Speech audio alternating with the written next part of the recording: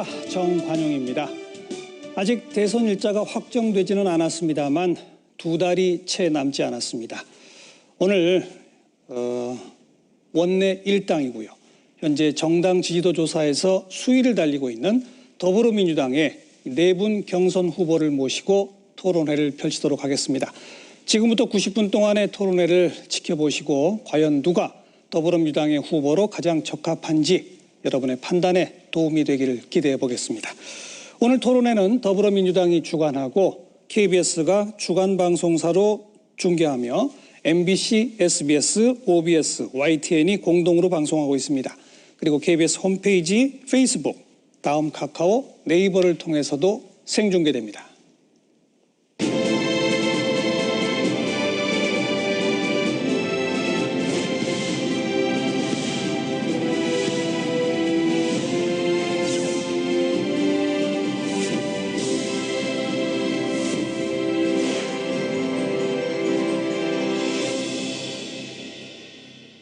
지금 제 앞에 4분의 후보 앉아 계신데 지상파를 포함한 TV 토론은 오늘이 처음이시죠? 많이 준비하셨죠? 최선을 다해서 실력을 다 발휘해 주시길 부탁을 드리고요. 4분의 좌석 배치 그리고 발언 순서 등등은 사전에 추첨 등을 통해서 다 결정됐다는 거 여러분 알고 계시죠? 자, 첫 순서는 출마의 변입니다. 저희가 특별히 4분 후보에게 본인을 소개하는 30초짜리 영상을 직접 좀 만들어 오시라 이렇게 부탁을 드렸어요. 그 영상이 끝나면 이어서 40초에 자기의 출마의 변, 내가 왜 후보가 되어야 하는지를 말씀해 주시면 됩니다. 최성 후보부터 시작이에요. 출발하시죠.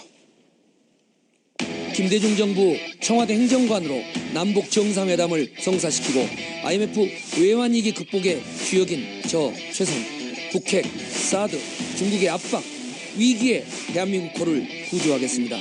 청와대, 국회의원, 재선, 고향시장으로 청렴하고 풍부한 국정 경험을 지닌 저 최성, 대한민국을 대대조시키겠습니다. 최성 기억해 주십시오. 최성입니다. 대통령이 탄핵된 가장 큰 이유는 삼성 등 재벌과의 불법적인 정경유착 때문입니다. 또 측근 비리 등 대통령의 청렴성 문제입니다. 새 대통령은 불법 정치자금 받지 않는 청렴한 대통령이어야 됩니다. 이제 더 이상 범법자 대통령은 안 됩니다. 더불어 위기에 대한민국호를 구조할 수 있는 풍부한 국정 경험이 있어야 됩니다. 저 최성, 가장 청렴하면서도 풍부한 국정 경험이 있는 최성이 위기에 대한민국호를 구조해내겠습니다. 최성 기억해 주십시오. 대한민국은 민주공화국입니다. 국민이 나라의 주인이고 모든 권력은 국민으로부터 나오고 대통령은 나라의 지배자가 아니라 국민을 대표해서 국민을 위해 일하는 모습이요 대리인일 뿐입니다. 여러분.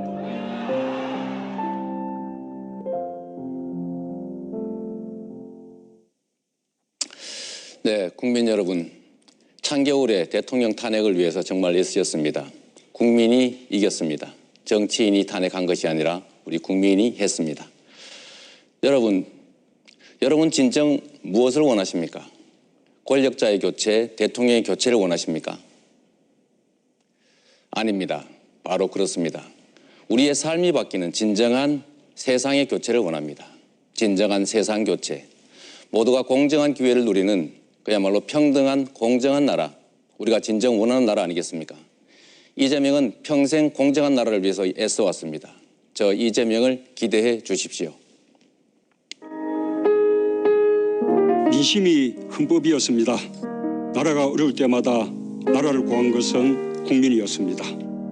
대통령은 부끄러워서나 국민은 위대했습니다. 정권은 짧고 국민은 영원합니다. 이제 서로의 차이를 넘어 힘을 모을 때입니다. 정의롭고 공정한 나라, 더 강한 나라 만들겠습니다. 우리 국민들 참 대단합니다. 정말 자랑스럽습니다. 하지만 아직은 절반의 승리입니다. 촛불 민심은 대통령 한 사람 물러나는 것으로 끝나는 것이 아닙니다. 정의롭고 공정한 나라, 상식이 통하는 세상, 더불어 사는 따뜻한 공동체, 이게 새로운 대한민국 아니겠습니까?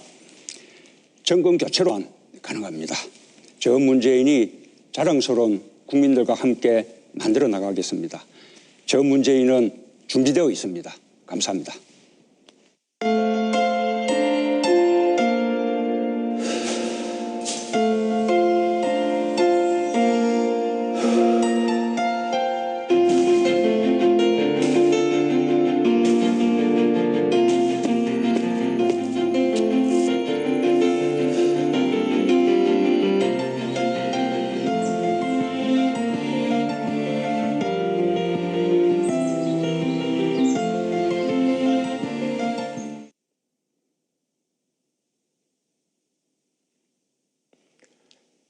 광화문 광장에는 윤동주의 새로운 길이란 시가 걸려 있습니다.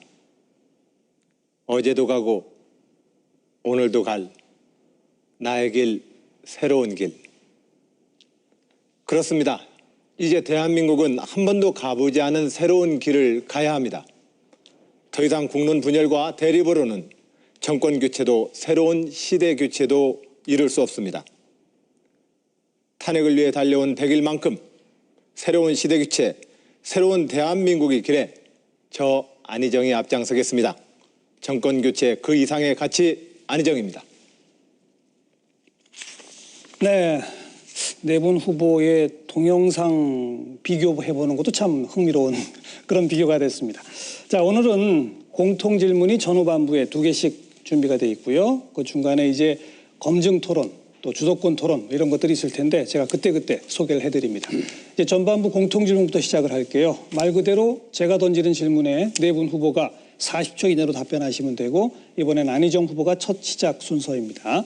첫 번째 공통 질문. 박근혜 전 대통령에 대한 탄핵이 인용됐습니다만 여전히 헌재 결정에 불복하는 움직임이 계속되고 있습니다. 이와 같은 국론 분열과 갈등을 봉합하기 위해서 어떤 방안을 가지고 계십니까? 이 질문입니다. 안희정 후보 시작하시죠. 우선 박근혜 전 대통령님께 말씀드립니다. 헌재 결정이 곧 주권자인 국민의 명령입니다. 승복하십시오.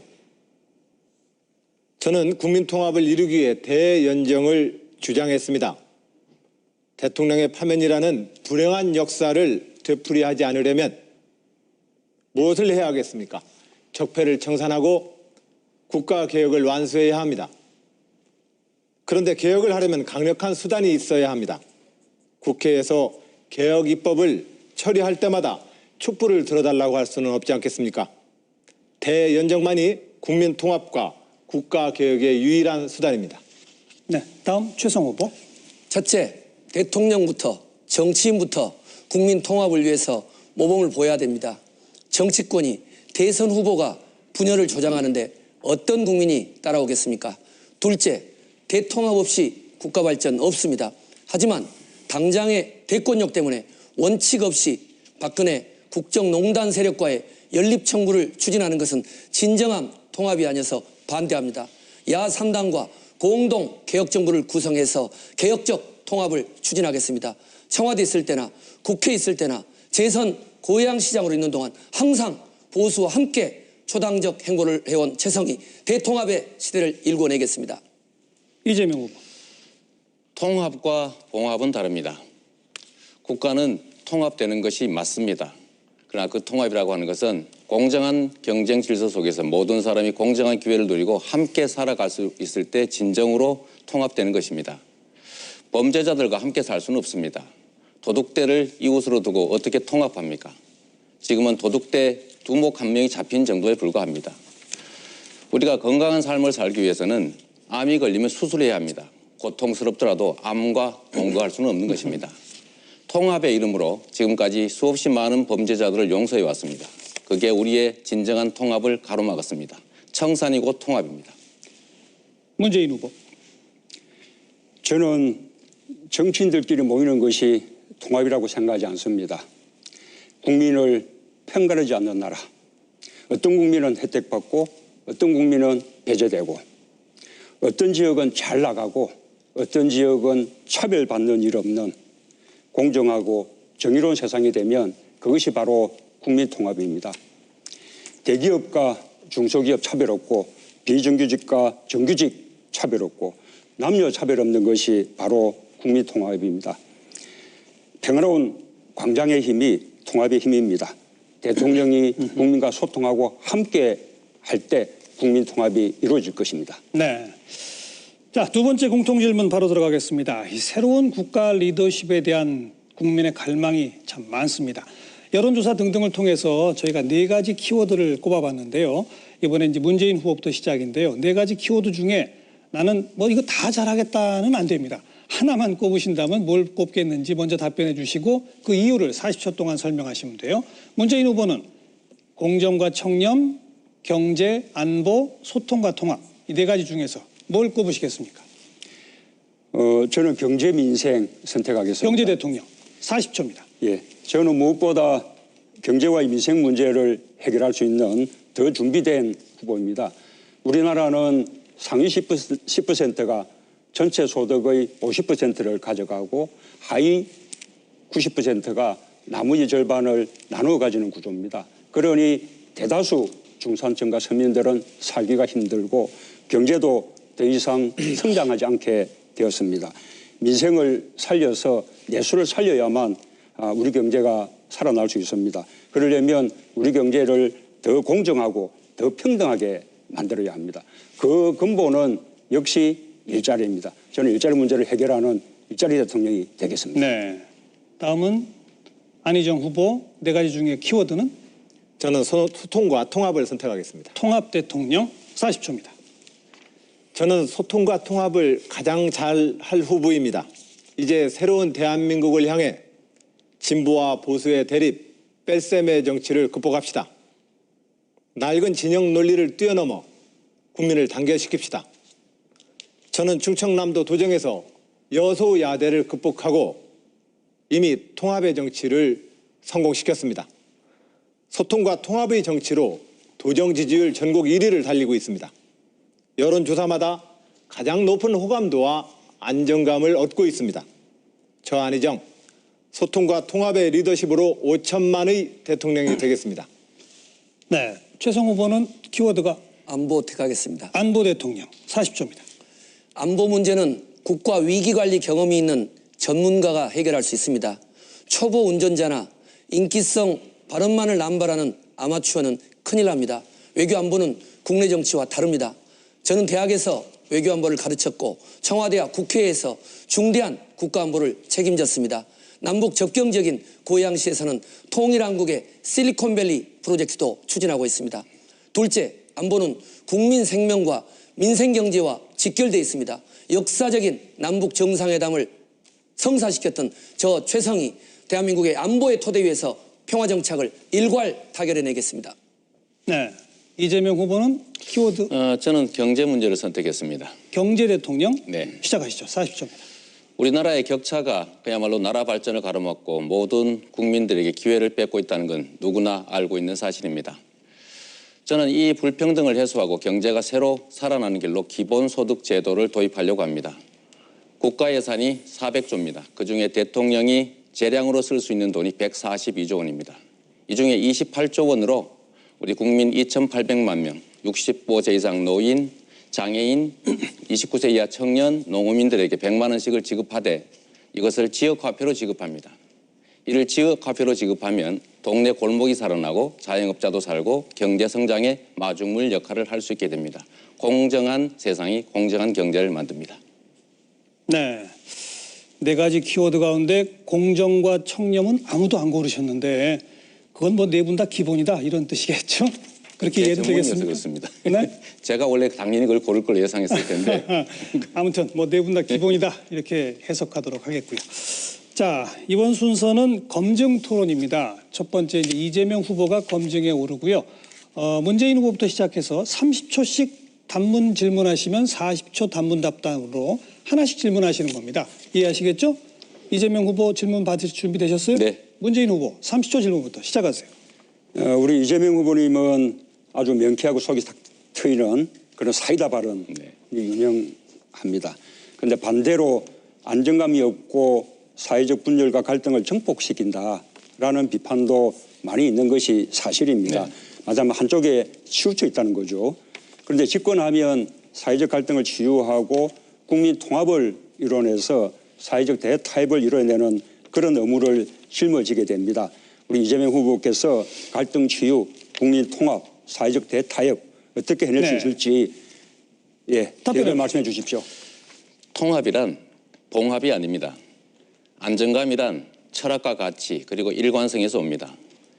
시와 때, 상대와 필요에 따라서 말을 바꾸거나 태도, 가치를 바꾸는 것은 그야말로 그 자체가 불안정이죠. 저는 한 번도 제 입장이나 원칙과 가치를 바꾼 일이 없습니다. 이 사회의 진정한 통합과 안정도 부패와 기득권 세력을 청산해냄으로써 모든 사람이 공정한 기회를 누리는 정상적인 사회, 상식적인 사회가 됨으로써 비로소 안정되고 통합됩니다. 후보의 안정성 말씀하신다면 오히려 중대한 국가 문제에 대해서 입장이 시와 때에 따라 다른 것이 더 문제다 이렇게 생각합니다. 이번엔 안희정 후보가 질문하세요. 30초입니다. 예, 여기 계신 모든 후보가 적폐청산과 국가대개혁을 강조하십니다. 이재명 후보님께 여쭙겠습니다. 실제 우리 지난 2월 국회에서도 우리가 바라는 많은 개혁 입법안들이 국회를 통과하지 못했습니다. 우리 중에 누가 대통령이 되더라도 이 의회에서 우리는 개혁 입법을 통과시켜야만 적폐도 청산할 수 있습니다. 이런 상황에서 의회와 개혁 입법 통과에 대한 어떤 보관이 계십니까? 답변하시죠. 적폐 세력들과 손을 잡고 그 적폐를 청산할 제도를 만들어내겠다라고 하는 것 자체가 자가당착이라고 생각합니다.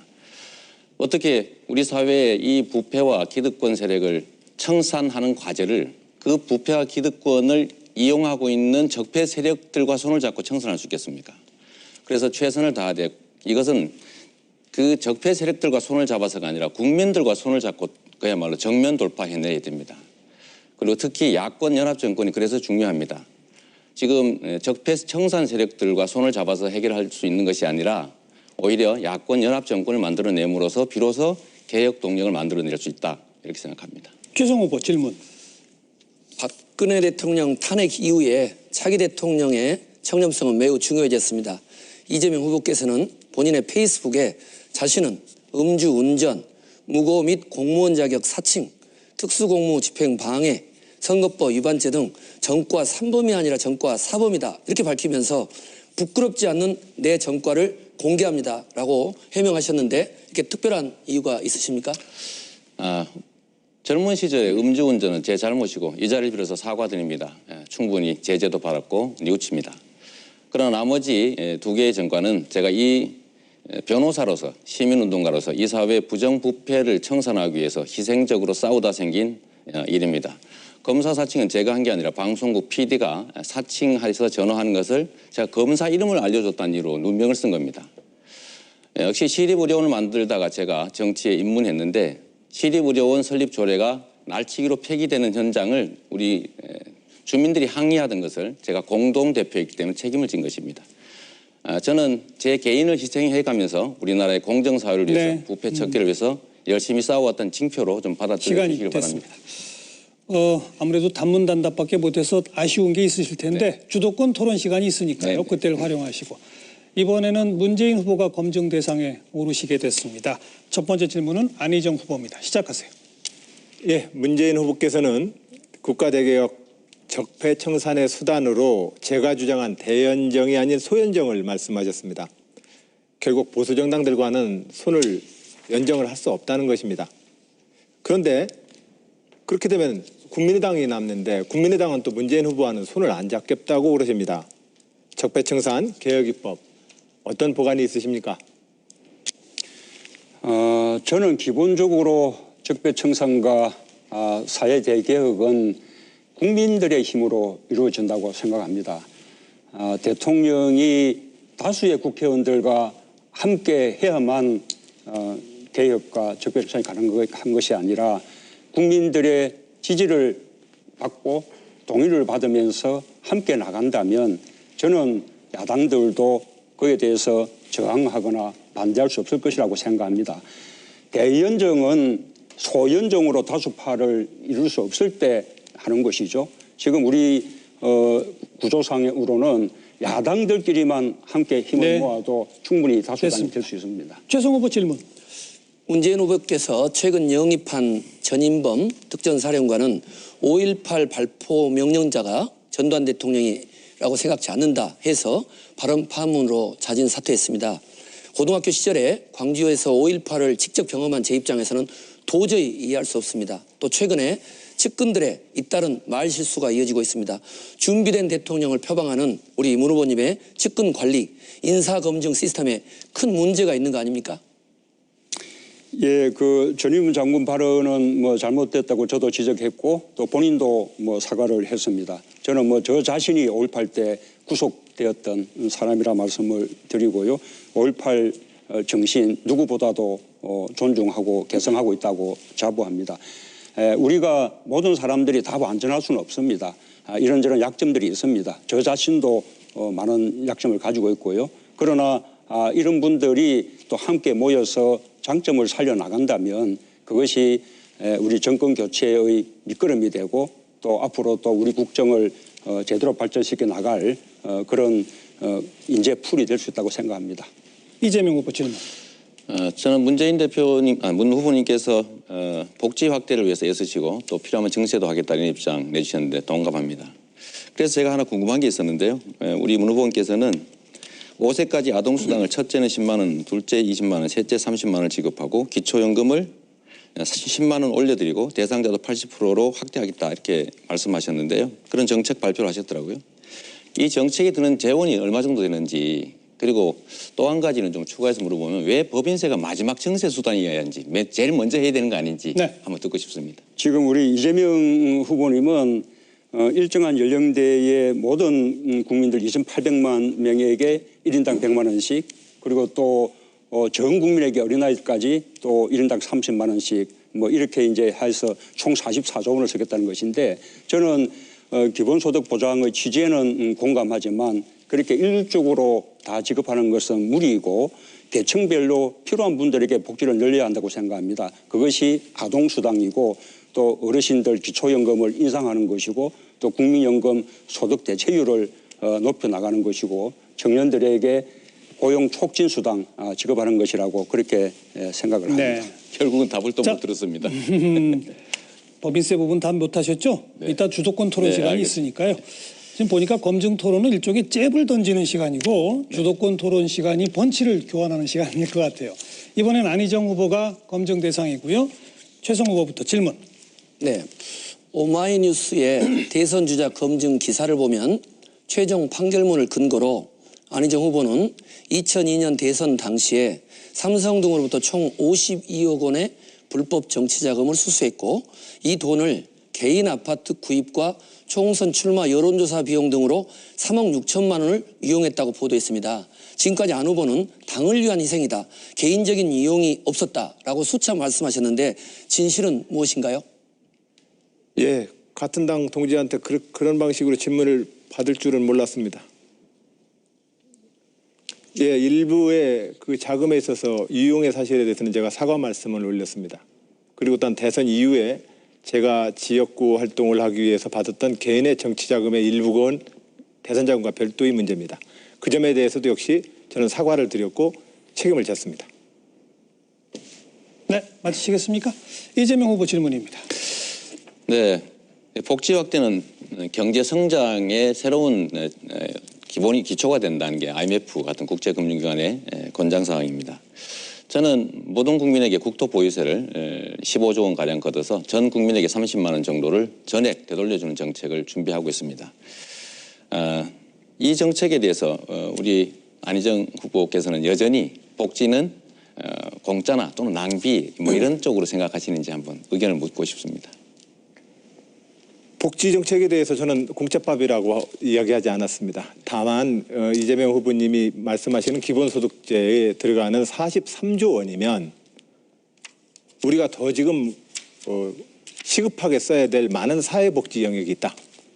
장애인에 대한 급여율, 그리고 노인 빈곤에 대한 문제, 그리고 4대 보험에 대한 급여율의 향상, 그리고 보육 문제 등에 대해서 우리가 좀 더 돈을 사회복지적인 재정에 더 써야 된다는 저의 주장 말씀을 올렸던 것이지 기본소득제나 복지정책에 대해서 제가 간과하는 것은 아닙니다. 문재인 후보 질문입니다. 우리 안희정 후보는 구체적인 공약보다는 가치와 철학을 가진 후보를 뽑아야 한다. 이렇게 이제 말씀을 하셨고 실제로 공약의 지금 구체적인 내용이 지금 잘 보이지 않습니다. 또 정책 공약을 후보 캠프에서 만들 것이 아니라 당에게 맡겨야 한다. 거의 정당 정치다. 이렇게 말씀하시기도 했고요. 그런데 가치와 철학이 있는 후보를 뽑아야 한다라는 말에는 뭐 100번 공감하는데 유권자들은 실제로 후보의 구체적인 공약을 봐야만 네. 그 가치와 철학이 실현 가능한 것인지 알 수 있지 않겠습니까? 어떻게 생각하십니까? 답변 보시죠. 예, 저는 우선 대한민국을 이끈다면 대한민국을 어떠한 나라로 이끌 것인지에 대한 철학과 소신을 말씀을 드리는 것이 우선 중요한 거라고 생각을 하고 있습니다. 민주주의를 어떻게 잘해서 우리가 국민을 단결시킬 것인지, 분열을 어떻게 극복할 것인지, 예, 이것에 대한 저의 소신을 말씀을 드리는 것이 첫 번째 우리들이 해야 될 토론이라고 생각을 하고 있습니다. 그 외에 저 역시도 각 분야별로 구체적 공약에 대해서는 제시하고 있습니다. 다만 그 공약이 선거 때 선심성, 시혜성 공약으로 국민들에게 다가가는 것에 대해서는 소신과 철학으로 제가 말씀을 올린다는 저의 정치적 소신입니다. 네. 검증 토론 마지막 최성 후보가 검증 대상이고요. 이재명 후보부터 질문 시작하시죠. 네, 저는 기본소득 43조 원을 국민들에게 지역화폐 형태로 지급을 하게 되면 해당 지역에 반드시 써야 되고 또 지역 자영업자들의 매출이 늘어나고 격차도 해소되고 그게 경제 성장에 도움이 된다라고 저는 판단합니다. 이 지역화폐를 이용한 복지 지출에 대한 의견을 한번 여쭙고 싶은데 혹시 고양시에도 혹시 이런 게 있는지 저는 뭐 최성 후보님은 정책이나 이런 걸 좀 잘 발견하기 네. 어려워서 이렇게 물어봅니다. 네, 어떻든 기본소득을 통해서 지역경제 활성화를 위한 우리 후보님의 공약에 대해서는 높이 평가를 하고요. 그러나 수십조가 들어가는 예산을 투입해서 지역경제를 활성화하는 것도 좋지만 우리들의 지금 가계부채, 기업부채, 국가부채 수준을 보면 거의 1인당 1억이 넘는 이런 위기관리적 상황인데 우리가 어떤 기본수당, 청년수당을 주는 것도 좋지만 어떻게 하면 국가 경쟁력을 강화하고 똑같은 예산으로 재벌의 아들에게도 100만 원 주는 것이 아니라 고양시에서 추진하는 청년 스마트타운과 같은 그런 청년들의 근본 문제를 푸는 게 좋다 이렇게 보고 있습니다. 문재인 후보 질문입니다. 다음 정부의 최대의 과제는 역시 뭐 일자리라고 생각합니다. 근데 일자리 만들기는 역시 이제 중앙정부와 지방정부가 서로 협력해야 할 그런 사업인데요. 그런데 지역이 자체적으로 독자적으로 일자리를 창출하기는 참으로 어렵지 않습니까? 그래서 정부의 강력한 국가균형발전 정책을 필요하다 생각하고 참여정부 때는 그 방안으로 혁신도시를 만들었습니다. 우리 최성 시장님은 수도권의 단체장이신데 국가균형발전 정책에 대해서 어떻게 생각하시는지요? 네, 가장 중요한 것은 미국식 연방제 수준의 혁신적인 자치분권 개헌을 이룩하는 것이 중요하다고 봅니다. 수도권만의 문제가 아니라 지방의 이 기업 또 대학 경제는 심각합니다. 이 일자리 창출은 중앙정부에서 일방적으로 추진하는 것이 아니라 지방정부의 수장들이 지역에 있는 혁신 기업들과 함께 일자리 창출을 만들어내고 지금 하고자 하는 4차 산업혁명이라든가 청년, 어르신 일자리도 중앙에서 이런 어떤 집권적인 형태가 아니라 자치정부의 획기적인 방향, 미국식 연방제 수준의 지방분권 개헌, 그것이 답이라고 봅니다. 네, 생방송으로 진행되고 있는 더불어민주당 대선 경선 후보 토론회 열띤 토론 이어가고 있고요. 단문 단답으로 한 후보에게 세 분의 후보가 검증 질의 응답을 듣는 검증 토론을 마무리 지었습니다. 조금 아까 표현한 것처럼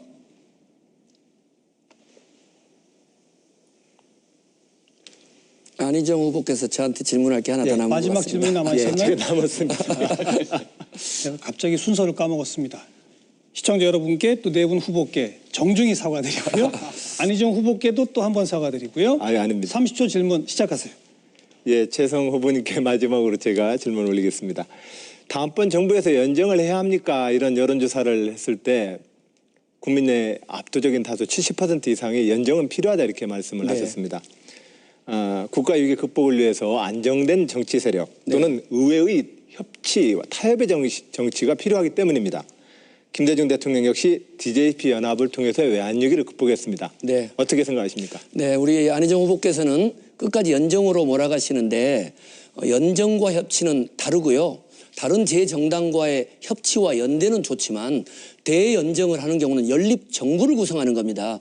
특히나 지금까지도 헌재를 결정을 인정하지 않고 있는 박근혜 국정농단 세력의 핵심인 자유한국당과 연립정부를 구성한다. 이것은 마치 일제 독립운동한 이후에 친일파들, 독재 청산한 이후에 독재 세력과 적폐가 청산하지 않는 가운데 연정을 하겠다는 것은 저는 반대고 민주개혁 진영 그리고 보수적인 일반 국민들 그것과 함께 대연정을 하는 것은 저는 언제라도 찬성입니다.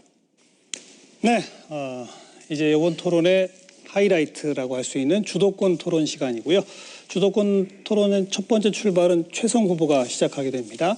9분의 시간을 드리고 말 그대로 주도권 토론이기 때문에 누구에게나 질문하실 수 있고 답변 듣다가 답변이 좀 길면 끊으셔도 상관없습니다.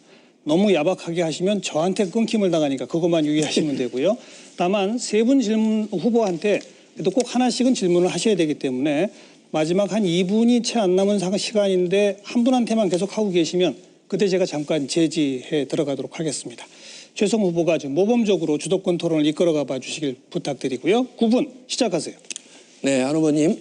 아까 제가 질문했을 때 동지로서 가슴 아프다고 했는데 저도 상당히 불편한 건 사실입니다.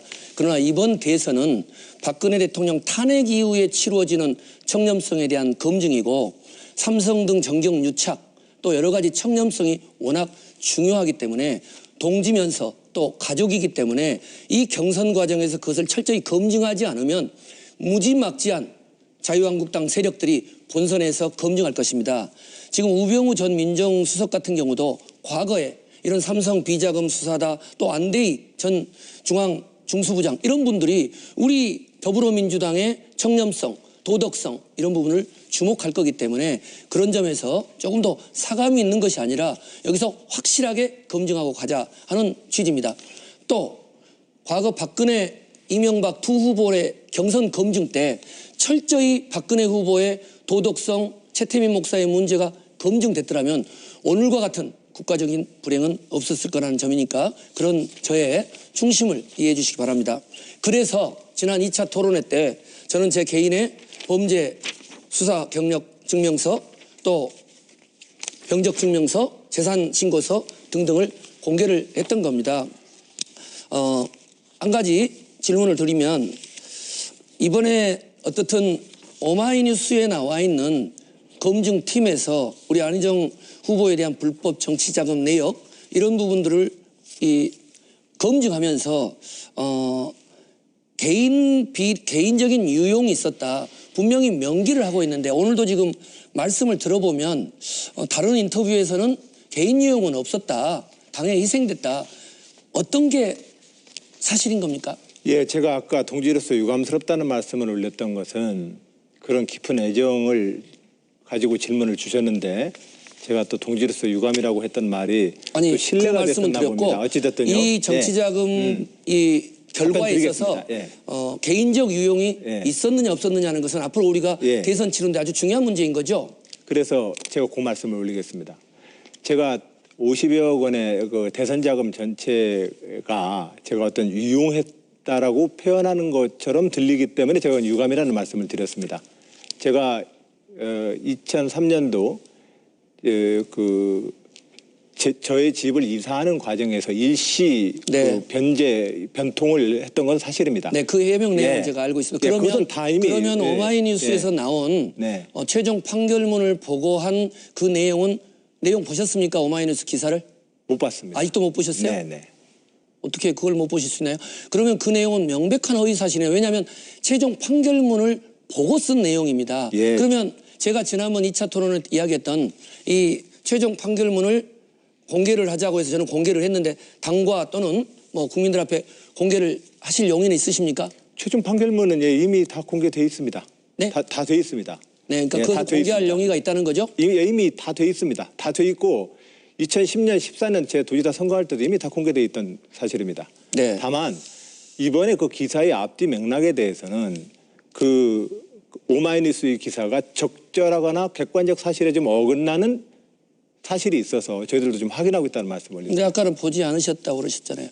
우리 그 캠프 팀에서 저희 그 같이 일하는 동지들이 그런데 법적 본인의 대응을 하고 있으나 그 중요한 정치자금 수수와 관련해서 네. 개인 유용이 있었다는 것이 몇 주가 된 기사가 나왔는데 그걸 아직까지 확인을 안 하셨다는 게 뭐 좋습니다. 제가 그곳은 일시 유용이 있었다는 사실에 대해서는 이미 제가 인정을 했고 그에서는 사과를 드렸기 때문에 좋습니다. 그 부분을 아마 지적하신 거라고 저는 그렇게 이해를 하고 있습니다. 네. 이 오마이뉴스 역시 최종 판결문에 따르면 안우조 후보께서는 대선이 끝난 이후도 박연차 회장으로부터 4억을 받으셨다고 나오는데 반기문 전 총장도 박연차로부터 불법 자금 수수 의혹이 날 때 우리 안 후보께서 뭐라고 하셨냐면 여의도 정당판의 이합 집산에 주판 하나를 튕기는 기회주의적인 정치 태도다. 정말 심한 비난을 하셨어요. 그러면 우리 안기문 안희정 후보께서 이야기하시는 자유한국당과의 대연정 그리고 본인은 실제 또 박연차 이 회장으로부터 수수까지 한 상황이면 이런 상황이면 과연 촛불민심 이후에 대통령 탄핵 이후에 더불어민주당의 이런 개혁적인 후보로 대통령 자격이 있다 이렇게 생각하십니까? 저는 지난 대선자금 수사와 그 대선자금 수사로 인한 저의 그 처벌은 대선자금에 대한 대표적 처벌이었다는 말씀을 우선 드립니다. 또한 그리고 저 개인적으로 잘못한 부분도 또한 저는 인정을 했고 그에 상응하는 벌을 받았습니다. 그리고 그것으로 인해서 공천을도 받지 못했습니다. 그러나 전당대회를 통해서 또 2010년, 14년 도지사 선거를 통해서 이러한 사실을 네. 전제하고 알겠습니다. 저는 이미 도지사로서 공적인 어떤 삶을 이 선택을 이런- 받았습니다. 그래서 그러한 어떤 과정이 저는 국민 여러분들께 정치적으로 사면받고 복권받은 것이다 그렇게 생각하고 알겠습니다. 있습니다. 주도 시간이 짧아서 네. 나중에 좀 추가적으로 말씀을 올리기로 하고 중요한 것은 어떻든 최종 판결문을 통해서 계속되는 안 후보님에 대한 검증들이 하루속히 종결돼서 그런 오해가 풀리기를 희망합니다.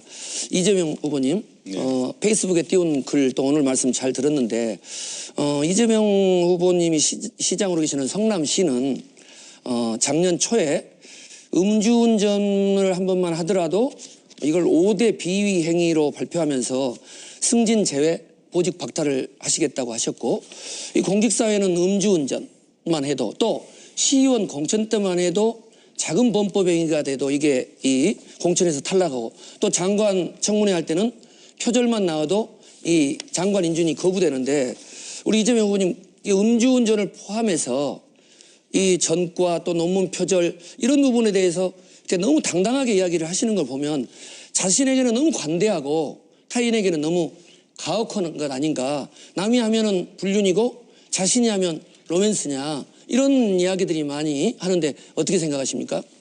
한번 말씀드린 거니까 국민들이 판단하실 겁니다. 더 이상 논문 표절 얘기는 그건 뭐 대학에서 야간 특수대학원의 논문으로 충분하다라는 최종 결론이 났으니까 제가 논란되는 것조차도 싫어서 제가 반납했는데 대학에서 괜찮답니다. 그 정도는. 그래서 그 얘기는 우리 대학에서 발표한 공식적인 보도자를 한번 봐주시면 좋겠습니다. 네 알겠습니다. 우리 문재인 후보께 그럼 말씀 제가 하나 좀 맞아. 조금 제가 주도 시간이 잠깐은 네. 다른 아니, 후보께 제가 또 해야 되는 변명을 시간이니까 조금만 더 할게요. 좀 이따 주도하실 예. 때 지금 시간이 주도권은 최성 후보에게 있습니다. 우리 문재인 후보께 좀 제가 개헌 관련해서 좀 말씀을 드리겠습니다. 지금 문재인 후보님의 개헌에 대해서 많은 국민들이 과연 개헌 의지가 있느냐 이런 문제 제기가 되고 있는데 지금 이게 광주 전남발전연구원에서 나온 지도입니다. 간단히 말씀을 올리면 앞으로 20년 이후에는 광주 전남 북에 있는 농촌 공동체가 붕괴되고 지도상에서 사라져버릴 거라는 겁니다. 또 다른 충청, 영남도 마찬가지고 그래서 저는 해답은 결국은 아까 말씀드렸던 것처럼 미국식 연방제 수준의 자치분권 개헌을 해서 정말 이 지방 대학, 지방 기업 이런 부분을 육성을 해야 된다. 이런 의견들이 많이 나오고 있습니다. 개인적으로는 시간이 짧기 때문에 이런 자치분권 개헌에 대한 문 후보님의 네. 강력한 의지를 피력해 주십시오. 대한민국을 연방제에 버금가는 강력한 지방분권 공화국으로 만들어야 한다. 그것을 위해서 지방분권 개헌도 해야 된다라는 것은 제가 가장 먼저 주장했던 내용입니다. 저는 이미 지난번 대선 때 그 공약을 했었죠. 지금도 똑같은 공약을 하고 네, 있고요. 알겠습니다. 그리고 이 개헌을 내년 6월 지방선거 때 함께 헌법 개정 국민투표를 붙이자라고 약속을 하고 있습니다. 시간 부족 때문에 세 분 예. 후보께 충분한 답변 기회를 못 드려서 죄송하게 생각을 합니다. 주도권 토론 최성 후보의 9분 시간이 다 지났고요. 다음 이제 이재명 후보 역시 9분 주도권 네. 시작하세요. 민주주의 사회에서 가장 중요한 것은 그야말로 국민을 대리할 사람들의 자질과 능력입니다. 그래서 그 자질과 능력이 있는지 여부를 그야말로 토론을 통해서 국민들이 판단할 수 있게 하는 것은 매우 중요한 과정이고 또 어쩌면 정당 정치, 민주주의의 꽃이라고 할 수 있습니다. 그래서 제가 오늘은 좀 근본적인 질문을 한번 해보려고 합니다. 우리 여기 세 분 후보들 계신데 실제로 이렇게 사전에 정해진 질문을 미리 준비해서 참모들이 써준 걸 읽는 게 사실 국민들이 판단하는데 무슨 도움이 되겠습니까? 좀 그래서 우리 국민들이 다 그 사람들이 무슨 생각을 하고 있는지 진정한 내심의 뜻이 어떤 건지를 좀 무제한적인 토론을 통해서 확인할 수 있는 기회를 좀 가지면 좋겠다 이런 생각을 하고 있습니다. 그래서 제가 우리 문 후보님 내일 원래 광주에 천인 토론이 예정돼 있었는데 우리 문재인 후보께서 불참하시는 바람에 결국은 잘 안 될 뻔하다가 우리 안희정 후보께서도 어제 안 하는 걸로 결정하는 바람에 결국 무산이 되고 말았습니다. 이런 점들을 보면 특히 문재인 후보께서는 전에 지방의원 협의회에서 하는 그 광주 토론회 또 사실은 또 불참하시겠다고 해서 그 역시 또 무산이 됐는데 앞으로 우리 후보들끼리 합의를 해서 무제한 한 2-3시간 정도 주제 제한 없이 한번 자유토론 한번 해보실 생각 없으신지 우리 문 후보님 한번 여쭤보고 싶어요. 글쎄요, 토론은 저도 피할 생각 전혀 없습니다만 그러나 이렇게 스케줄을 일방적으로 강요할 수는 없는 것이고요. 이런 이제 토론 일정은 역시 이제 당과 협의해서 이렇게 만들어내는 것이 좋을 것 같고 또 그게 아니더라도 네. 아마 앞으로 이런저런 방송사라든지 또는 각 노동단체라든지 이런 곳에서 또 초청하는 기회들이 있지 않을까 알겠습니다. 생각합니다. 우리 안희정 후보께서는 혹시 어제 왜 취소하셨는지 또 앞으로는 혹시 참여할 생각이 있는지 한번 여쭤보고 싶네요. 예, 토론에 대해서는 저도 언제든지 참여를 하도록 하겠습니다. 아마 우리 참모진에서는 문재인 후보님의 불참을 보면서 그렇다면은 우리도 불참을 입장을 아마 결정하게 되었다는 얘기를 제가 아침에 들었습니다. 원래는 이제 문 후보님이 안 나오셔도 우리 셋 참여해서 하기로 돼 있어요. 왜 저한테는 안 물어보십니까? 물어볼 거예요. 원래 셋이 같이 하기로 돼 있었는데 안 후보께서 불참을 하겠다고 통보하는 바람에 결국 무산되고 말았습니다. 그랬군요. 앞으로 우리가 적절한 시점에서 자유토론을 자유주제를 갖고 토론할 수 있는 기회를 만들어 보자는 말씀 저도 네. 동의합니다. 우리 네. 최성 후보님은 어떠세요? 적극적으로 찬성하고요. 광주행 기차까지 다 끊어놓고 모든 준비를 해놨는데 두 분이 거부하는 바람에 사실 저도 좀 아쉽게 생각을 합니다. 꼭 우리 이재명 후보님의 그런 정말 끝장 토론 환영합니다. 네, 국민 여러분. 이미 국민 여러분께서 그야말로 정권 교체 자체는 이미 결정해 주셨습니다. 다만 어떤 정권 교체냐, 어떤 사람이 할 경우에 정말 우리 국민들의 삶이 바뀌느냐, 세상이 바뀔 것이냐를 그 후보가 어떤지를 국민들이 보고 판단하고 싶어 하니까 좀 기회를 좀 만들어 주시면 좋겠습니다. 특히 문재인 후보께서 좀 적극적으로 해주시면 어떠실까 싶습니다. 네. 제가 문재인 후보님께 한 가지 먼저 질문을 드리도록 하겠습니다. 질문은 세 분한테 다 한 겁니다. 저는 제가 당의 후보가 되면 당 안에 인수준비위를 설치하려고 합니다. 당이 중심이 돼서 정권 인수준비위원회를 당이 할 수 있게 그리고 국민들의 추천으로 당에서 검증하는 국민세도 캐비넷을 구성해서 차기 정부를 안정적으로 준비하려고 합니다. 우리는 민주당의 후보가 되려고 하는 것이지 후보 개인이 본선을 하고 있는 게 아닙니다. 대통령 선거를 하는 게 아니라 민주당이 대통령 후보를 뽑는데 대통령 후보가 독자적으로 세도 캐비넷 다 만들고 세력 다 만들면 당은 역할이 없지 않습니까? 어떻게 생각하십니까? 예, 일부 참고할 내용도 있고 또 100% 다 맞는 말씀인 것 같지는 않고 그렇습니다. 앞으로 제가 저도 정당 책임 정치 강조했죠. 다음에 들어설 정부는 예를 들면 문재인 정부가 아니라 더불어민주당 정부다. 그래서 정책도 당이 생산하고 인사에 관해서도 당과 네. 긴밀하게 협의받거나 추천받고 이렇게 하기도 약속드렸습니다. 알겠습니다. 뭐 그런 수준 아닐까 싶습니다. 네. 제가 또 하나만 여쭤보겠습니다. 문 후보께서 미국에도 노할 수 있어야 된다 이렇게 말씀하셔서 그거 맞는 말씀이다. 제가 환영 성명 비슷하게 뭐 종북몰이 하길래 왜 종북몰이 하느냐 이거 옳은 말이다라고 했더니 그런 말 한 일 없다고도 부인하시가 제가 좀 당황했습니다.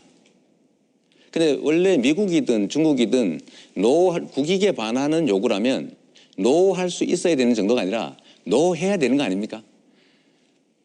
노할 수 있어야 된다는 말은 그 인터뷰 때는 없었던 이야기인데 제 책에 밝힌 내용이에요. 그 기자가 책과 이제 인터뷰를 합쳐서 적은 것인데 제가 이제 원래 인터뷰 내용을 적은 것은 노라고 말하는 사실이 없다는 것이 아니라 왜 우리가 노를 할 수 있어야 되느냐, 어떤 경우에 우리가 노를 할 수 있어야 되느냐. 예를 들면 한미 FTA 협상을 요구해 온다거나 된다는 게 입장이시군요. 또는 예, 그렇습니다. 또 우리 한미 분담 정에 요구해 오면 우리도 할 말 해야 되는 것이죠. 네. 예. 마하트마 간디가 이렇게 말했다고 합니다. 국가를 망치는 첫 번째 악덕으로 철학 없는 정치다. 이렇게 말했다고 합니다. 세력을 키우기 위해서 온갖 기득권자들을 다 불러 모으면 결국 국민을 위한 정치가 아니라 기득권자들을 위한 정치를 한다는 것을 우리는 박근혜 정부를 통해서 생생히 봤습니다. 중요한 것은 세력이 아니고 지도자의 신념과 원칙, 능력이라고 보는데 문 후보님 주변에 지금 너무 좀 기득권자도 그냥 기득권자가 아니라 좀 인정하기 어려운 기득권자들이 모입니다. 예를 들면 주차장 청경을 동사시켰다라는 걸로 논쟁이 됐던 진익철 서초구청장도 영입하셨고요. 세월호 다이빙벨 상영 관련해서 부산영화제에 압력을 행사했던 정경진이라는 분도 하셨고 친박뉴스 하시던 이모 씨, 악덕노조 얘기할 필요도 없고 이런 분들 자꾸 모이는데 이런 분들 좀 이제 그만 받으시고 좀 청산하시고 좀 내보내시면 안 되겠습니까? 결국 그분들이 문 후보님 주변에서 권력을 행사하고 결국 기득권자 중심의 권력이 정부가 되지 않겠습니까? 저는 이제 그 말씀도 한 절반은 맞고 또 절반은 또 아니라고 생각하는데요. 우선은 그렇게 개혁적이고 도덕성 있는 사람들을 중심으로 해 나가자 좋은 말씀입니다. 그러나 또 사람을 이 부패한 기득권자 또는 친재벌 이런 식으로 딱지를 붙여 나가는 것은 우리가 늘 들어왔던 종북 좌파 이런 딱지와 또 저는 다를 바가 없다고 생각합니다. 알겠습니다. 우리가 중도나 합리적인 이제 우파 보수까지는 우리가 확장하고 포용해야죠. 네, 알겠습니다. 입장이 이해될 바도 있습니다. 우리 안희정 후보님 대연정 관련해서 말씀 한번 설명할 기회를 드릴 겸 제가 질문 좀 드리겠습니다. 우리가 지금 이 70년 그야말로 누적된 적폐를 청산하고 공정한 나라를 만들 결정적 기회를 맞았습니다. 새로운 세상, 그야말로 통합된 나라는 공정한 질서 속에서 모든 국민들이 공평하게 기회를 누리고 힘만 갖고 사는 나라가 진정 통합된 나라 아닙니까? 그런데 지금 이 나라를 이렇게 만들었던 그 구태 적폐 세력들과 권력을 나누는 대연정을 한다는 것은 저는 좀 시대에 역행한다는 생각이 들고 저는 반드시 우리 야권이 야권 연합 정권을 만들어서 정의당 또는 국민의당 합쳐서 야권 연합정을 만들어야 되는데 저는 이 과제를 버리고 왜 하필이면 청산에 대해 상대하고 손을 잡아야 되는지 저는 한번 설명을 한번 듣고 싶습니다. 예, 정서적으로 얼른 제 말씀이 좀 이해 안 가실 수도 있습니다. 그러나 저는 그리 말씀을 드립니다. 지금 현재 국회 선진화법에 따라서 180석 이상이 아니면 우리가 원하는 개혁 입법을 밀어낼 수가 없습니다. 네. 바로 그런 점에서 저는 180석 이상의 가장 큰 의회의 다수파를 형성해서 그 의회의 다수파와 다음 정부를 이끌어보자는 제안입니다. 좋은 말씀이시고요. 저는 그래서 원칙으로 돌아가는 게 좋겠다는 생각이 듭니다. 우리가 나라를 바르게 만들어서 국민들에게 기회를 주기 위해서 정치를 하는 것이지 정치인끼리 안정적으로 권력을 행사하기 위해서 정치를 하는 것은 아닙니다. 사회자님 발언권을 저한테 아까 주셔야 다 되는 거 아니에요? 드렸습니다. 네. 아니 아까 준 저 발언권을 이재명 후보님 주도권 발언권 토론 주셨다면 시간은 끝났고요. 네. 그리고 최성 후보께서 지금 어필을 하고 계십니다만 아까 이재명 후보가 잠깐 언급하신 것처럼 토론회에 참석하시겠느냐, 적극적으로 응하겠느냐라는 질문을 모든 후보에게 하면서 저는 모든 후보에게 이미 질문했습니다라고 언급하셨거든요. 근데 저희가 지금 합의된 원칙상 어떤 후보한테 별도의 질문을 해야 한다든지 몇 초 이상의 질문을 해야 한다든지 등의 원칙은 없기 때문에 현재 정해진 규칙을 이재명 후보가 어기진 않으셨습니다. 아니 그건 아니죠. 네. 잠깐만요. 현재 합의된 원칙상에서는 어기진 않았으나 새로운 방법이 도입됐다. 이 정도의 말씀을 드릴 수 있을 것 같고 이 자리에서 제가 직권으로 갑자기 최성 후보에게 질문 하나를 더 하십시오라는 것은 조금 논란의 소지가 있어 보입니다. 이해하시겠죠? 최성 후보? 저에게 잠깐이라도 발언할 기회를 주시는 게 원래 우리가 합의했던 룰하고 맞는 것 같습니다. 한 명의 후보에게는 반드시 질의를 해야 잠깐만요. 되고 예. 그게 여의치 않을 때는 사회자의 직권으로 거기에 대한 최소한의 발언권을 준다고 했기 때문에 다시 한번 설명을 드리면 조금 아까 토론에 관련된 질문을 이재명 후보는 질문으로 하신 거다라는 제가 입장이시기 답변할 기회를 때문에 안 가졌는데도 가능하다는 답변을 하셨죠 그때. 뭐라고 제가 광주 답변했나요? 토론회에 가려고 했는데 두 분이 안 나와서 못 나왔고 앞으로 열심히 끝장 토론을 하겠다라고 하셨죠. 네, 그건 대화하고 있는 가운데 저에게 발언권을 안 잠깐만요. 주실 것 같아서 한 거죠. 그런데 아무튼 뭐 이재명 양해하겠습니다. 후보, 네. 양해하겠습니다. 뭐 진행자 그러시다면. 이재명 후보께서 방금 제가 표현한 새로운 방법을 도입하셨다는 거 주도권 토론에 꼭 하나씩은 질문하십시오라는 것을 저런 방식으로 하실 수도 있구나라는 걸 저희가 좀 보긴 봤습니다. 이제 이걸 어떻게 평가할지는 모두 다 국민의 평가가 되겠죠. 최성 후보 양해해 주셔서 감사드리고요. 됐죠? 네, 좋습니다. 다음 이제 사회자님 잠깐만 죄송합니다만 최성 후보가 양해할 일이라면 제가 뭘 잘못했다는 뜻인데 저는 분명히 질문을 드렸습니다. 알겠습니다. 그 입장은 제가 아까 반영을 해드렸고요. 네. 자, 문재인 후보께서 9분 주도권 토론. 가능하면 이런 논란의 소지가 없도록 해주시기 부탁드립니다. 최성 의원은 좀 원래 하려고 질문이 아닙니다. 그러나 뭐 꼭 하시고 싶은 말씀이 있었다고 억울해하시니까 계속 먼저 짧게 번번이 조금 해주시고 토론회 있는 기회 거죠. 때 예. 저에게 발언권을 주지 않는 가운데 문 후보님이 저에게 배려를 하셔서 제가 이야기를 또 하다 보니까 주변에서는 또 문 후보님하고 저하고 무슨 특수관계냐 하기 때문에 그냥 원래 준비하신 이 토론을 진행하십시오. 예. 자, 그러면 우선 우리 이재명 우리 후보께 먼저 질문 드립니다. 저는 뭐 핵심 공약이 일자리 대통령입니다. 네. 지금 뭐 청년 실업은 거의 뭐 국가 비상사태 네. 수준이기 때문에 일자리 문제 해결에 좀 특단의 대책이 마련돼야 된다. 네. 그래서 우선 공공 부분부터 물론 민간도 중요하지만 공공 부분부터 앞장서서 81만 개 일자리 만들어내겠다. 그렇게 공약을 했습니다. 그런데 우리 이재명 후보님은 기본소득 보장 부분이 핵심인 것 같습니다. 우선은 일정한 연령대에 속하는 2,800만 국민들에게 1인당 연간 100만 원씩. 그럼 장애인과 농민이 포함입니다. 예, 그것도 장애인, 농민 포함해서. 그래서 그러면 28조 원이 소요되고 또 전 국민 어린아이까지 다 포함해서 1인당 연간 30만 원씩 토지배당. 그러면 또 15조 들죠. 합쳐서 43조 원이 드는데 네. 이 43조 원이라는 돈은 지금 우리 국방비 예산보다도 더 많은 돈입니다. 지금 우리 조세 부담률이 19% 조금 안 되는데 이것을 거의 한 22% 수준으로 한꺼번에 한 3%이 재원만을 위해서 3% 올려야만 이 감당할 수 있는 재원이거든요. 이 재원 대책 뭐 어떻게 마련하시겠습니까? 우선 아까 제가 여쭤봤던 그 아동수당하고 기초연금 올리는 우리 문 후보님 쪽의 공약. 지금은 제 질문이니까. 그거에 제가 계산해 보니까 10조 원 정도입니다. 아니 네, 제 주도권이니까 제 질문 제가 답하셔야죠. 말씀드리는 예.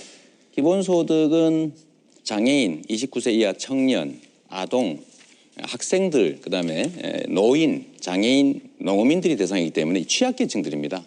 여기 지원할 필요가 있죠. 그걸 아동수당의 형태로 할 것이냐 기초연금을 올리는 형태로 할 거냐 별 차이가 없습니다. 두 번째로 이제 재원 말씀을 하나 드리면 이 재원은 국가 예산이 올해 400조입니다.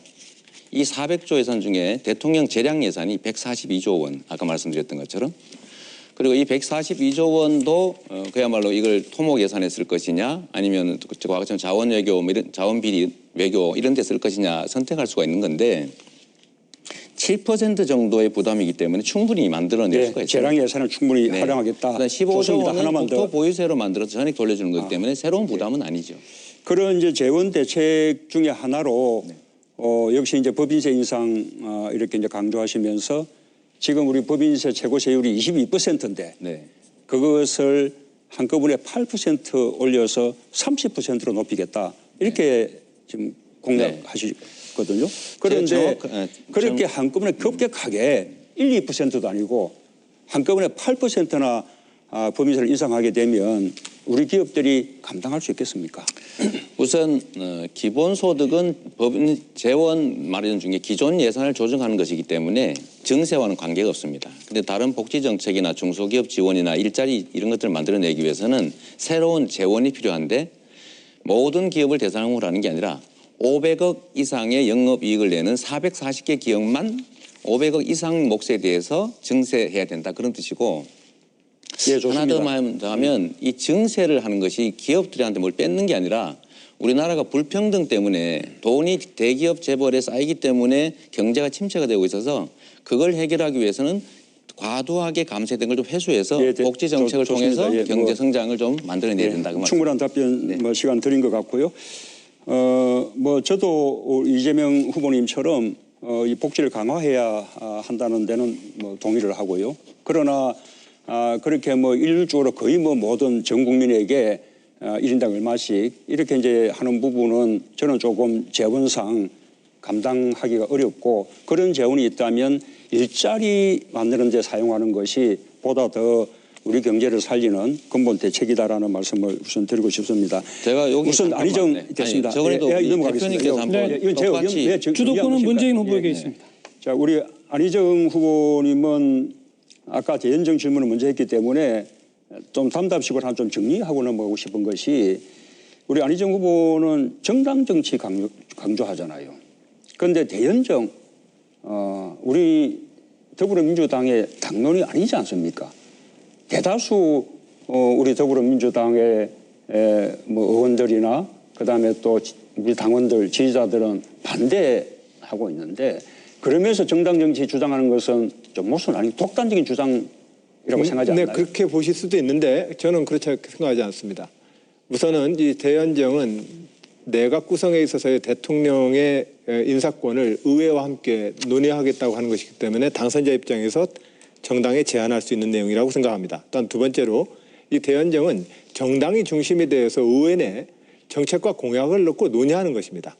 또한 세 번째로 국민의 70% 이상의 연정에 대해서 소연정이든 대연정이든 다 마찬가지입니다. 그 질문의 취지를 본다면 70% 이상의 연정에 대해서 동의를 하시기 때문에 국민의 충분한 동의가 있고 정당 정치의 원칙에 어긋나지 않는다는 말씀을 드립니다. 정당 정치 아까 부분을 강조하면서 정책 공약도 후보 캠프가 만들 것이 아니라 정당에 맡겨야 된다 이런 이제 말씀을 하셨는데 엊그제 나온 공약을 보면 국공립대학 등록금을 전부 제로로 무상으로 하겠다 이런 공약을 하셨거든요. 그런데 지금 대학 등록금 부분도 우리 당의 당론, 우리 당의 총선 공약은 반값 등록금 하겠다는 겁니다. 국공립 사립 구분 없이. 그런데 방금 이제 그런 부분들 같으면 정당 정치하겠다, 정책을 당에 맡겨야 한다 이런 이제 또 그 앞의 주장하고는 모순되는 입장 아닙니까? 저는 그래서 정책연구원하고 지난번에 가서 제가 가지고 있는 소신과 제가 대통령이 된다면 정부 정책을 구체적으로 이렇게 운영하겠습니다라고 제 의견을 당에게 제안했습니다. 제가 후보가 된다면 국민들께 동의를 받는 과정이고 후보가 된다면 또 이 과정에서 대통령이 된다면 당과 정책협의에 들어가야 되지 않겠습니까? 예, 최소 우리 저는 이 4차 산업혁명 우리가 잘 대비하고 선도해 나가야 거기서 많은 일자리가 만들어질 수 있다고 생각합니다. 그래서 그것을 우리가 선도할 수 있는 국가의 역할이 대단히 중요하다. 국가가 인프라를 구축하는 역할을 해야 된다라는 이제 주장을 하고 있는데 또 이제 어떤 분들은 그에 대해서 이거는 또 박정희 패러다임이다. 그렇게 뭐 관치 경제식이다 이렇게도 비판하기도 합니다. 근데 저는 이것은 박정희 패러다임이 아니라 김대중 패러다임이다 이렇게 말씀드리고 싶어요. 김대중 대통령께서 과거에 정말로 선구자적인 그런 해안을 가지고 초고속 인터넷망을 구축을 했기 때문에 그 당시 지금도 우리가 인터넷 강국이 되고 있고 그 시기에는 인터넷 우리가 세계 3위까지 수준이 올라갔지 않습니까? 지금은 25위까지 떨어졌지만요. 어떻게 생각하십니까? 네, 시간이 45초밖에 남지 않았네요. 4차 산업혁명은 정부를 떠나서 가장 우리가 역점둬야 될 신성장 동력 산업이라고 보고요. 남은 30초 통해서 말씀 올리면 지난번에 2차 토론 때 합의했던 최종 판결문이 있는 범죄 경력 증명서 꼭 제출하고 당 지도부도 제가 여러 번 누차 확인하는데 그것을 접수 서류로 받지 않고 있습니다. 추미애 대표님이랑 많은 확인을 했지만 그래서 우리 토론회가 청렴하고 공정하고 미래 비전을 위한 검증된 토론이 됐으면 좋겠고 또 이러한 작은 토론회에서도 충분한 지지도가 낮다고 해서 공정하지 못한 토론 이런 부분들은 우리 스스로가 바꿔나가야 된다고 봅니다. 많은 국민들이 지켜보고 있기 때문에 이런 불공정한 토론 속에서 어떻게 공정한 언론이 공정한 대한민국을 우리가 네. 노력할 수 있겠습니까? 네. 주도권 토론의 열기가 점점 고조돼 가는 것 같습니다. 이 스튜디오 전체의 온도도 좀 올라가는 것 같은데요. 안희정 후보 마지막 9분 주도권 토론. 자, 시작해 주시죠. 예, 먼저 문재인 후보님께 질문 올리겠습니다. 저는 여러 가지 것보다도 우선 우리 모두의 리더십 부분에 대해서 좀 묻고 싶습니다. 그런 점에서 문재인 후보님의 리더십에 대해서 우리들이 또 보통 사람들이 가지고 있는 의문점에 대해서 제가 지금 대신 질문한다. 그리고 그것은 저의 의문이기도 하다는 말씀을 올립니다. 먼저 이번에 문재인 후보님 김종인 전 대표 탈당을 하셨는데 문 후보님께서는 안타깝다라고만 하셨습니다. 김종인 씨를 우리 당 대표로 모셔와서 우리가 지난 총선에서 많은 도움을 받았었는데요. 직접적으로 찾아가서 만류하시거나 설득하시지는 않으셨던 걸로 알고 있는데 이거에 대해 어떻게 생각하십니까? 중간에서 여러분이 만류하는 노력을 하셨다라는 말씀을 드리고요. 제가 김종인 대표님 이제 모셔올 때는 뭐 생각에 많은 차이가 있지만 그러나 경제 민주화만큼은 함께 할 수 있다라는 생각으로 모셨습니다. 지금도 뭐 그 생각에는 변함없고 뭐 그렇게 되기를 바랐는데 그렇게 되지 않아서 안타깝고요. 하나 말씀드리면 김종인 대표님의 방식이 정당 민주주의를 추구하는 우리 당의 방식하고는 많이 다른 것 같습니다. 무조건 나를 따라라 라는 방식에 동의할 수는 없다고 생각합니다. 예. 저는 이제 그것을 극복시켜야 되는 것이 우리 지도자들이 겪어야 될 고통 아닐까요? 사실 저는 바로 그 대목에서 문 후보님의 리더십에 대해서 많은 분들이 불안하게 생각하고 있다고 저는 말씀을 드립니다. 문 후보님이 정치에 입문하신 뒤에 지금 현재 이 당 대표까지 지내시면서 이 과정에 보면 손학규, 김한길, 박지원, 안철수 전 대표에 이르기까지 모두 당을 떠나왔습니다. 그 모든 책임이 다 문 후보님께 있다라고만 돌리지는 않겠습니다. 그러나 당 대표와 당의 실적인 리더로서 문 후보님께서 이 과정에서 통합의 리더십을 효과적으로 발휘하지 못하셨다. 저는 그렇게 생각합니다. 어떻게 생각하십니까? 이것이 뭐 당내 권력 투쟁의 과정에서 발생한 일이라면 제가 뭐 그 비판을 겸하게 받아들이겠습니다. 그러나 아시다시피 우리 당을 혁신하는 과정에서 발생한 일이고 혁신에 대해서 반대하시는 분들이 당을 떠나신 것이죠. 그러나 그에 불구하고 우리 당은 혁신을 해냈고 지난번 총선 승리를 거쳐서 지금 우리 당이 정말 이제는 정권 교체의 주체가 될 수 있는 정당으로 이렇게 성장하지 않았습니까? 제가 그렇게 분명히 문 후보님의 그러한 어떤 공도 저는 인정합니다. 그러나 이 과정에서 보면 우리는 또한 그 야권 통합을 위해서 또 지금 노력을 해야 합니다. 또 하시겠다고 소연전까지 또 하시겠다고 얘기하십니다. 저는 지난번 정당대회 때의 박지원 대표하고의 경쟁이라거나 지난 대선 뒤에 안철수 후보에 대한 문 후보님의 통합적 리더십이나 이번에 김종인 대표님을 모시고 와서 총선을 지난번 박근혜 대통령 선거를 이끌었던 분을 모셔온 거 아니겠습니까? 사실 어떻게 보면 제가 대연 정하자는 거에 대해서 너무 그렇게 또 야박하게 말씀하시는 거 보면 또 그건 좀 저로서 이해가 안 갑니다. 그러나 어찌됐든 이 당내의 통합 문제에 대해서도 효과적인 리더십을 발휘하지 못하셨는데 대한민국 지도자가 되면 이 문제로 이 대한민국의 이 분열과 갈등을 어떻게 통합의 리더십으로 이끌겠습니까? 제가 이제 김종인 대표님 모신 것은 경제 민주화라는 가치를 위해서 함께했던 것이죠. 지금 이제 안희정 우리 후보님이 주장하시는 대연정 부분에는 의회 다수파가 되어야겠다라는 그 외에는 다른 가치가 보이지 않아요. 그래서 저는 뭐 소연정 주장하신다면 충분히 공감하겠는데 자유한국당까지 포함하는 대연정 이 부분은 제가 도저히 지금 그 부분은 수긍이 되지 않습니다. 예, 그건 나중에 다시 논의하겠습니다만 전 이 질문에 대해서는 하여튼 제 소신만 다시 한번 말씀 올립니다. 대통령의 가장 중요한 요소는 국가와 국민을 통합하는 리더십이라고 생각합니다. 링컨이 없는 오늘날 미 합중국을 우리가 상상할 수 있겠습니까? 만델레가 없는 현재의 남아프리카 공화국을 우리가 상상할 수 있겠습니까? 우리는 정파의 지지 대표자로서 도전하지만 결과적으로 국가의 지도자가 된다는 것은 국민을 통합하는 일 아닐까요? 저는 그런 점에서 엊그제 이정미 헌법재판관의 판결문 한번 읽어보겠습니다. 우리가 사랑하는 민주주의, 그 요체는 자신의 생각과 다르더라도 다른 사람의 의견을 존중하는 데 있다고 믿습니다. 예, 지도자는 이래야 된다고 생각합니다. 저는 그런 점에서 우리 문재인 후보님에 대한 질문을 마치고요. 최성 후보님, 지방 분권에 대해서 아까 자치분권 시대에 대해서 강조하신 거 정말 전적으로 공감합니다.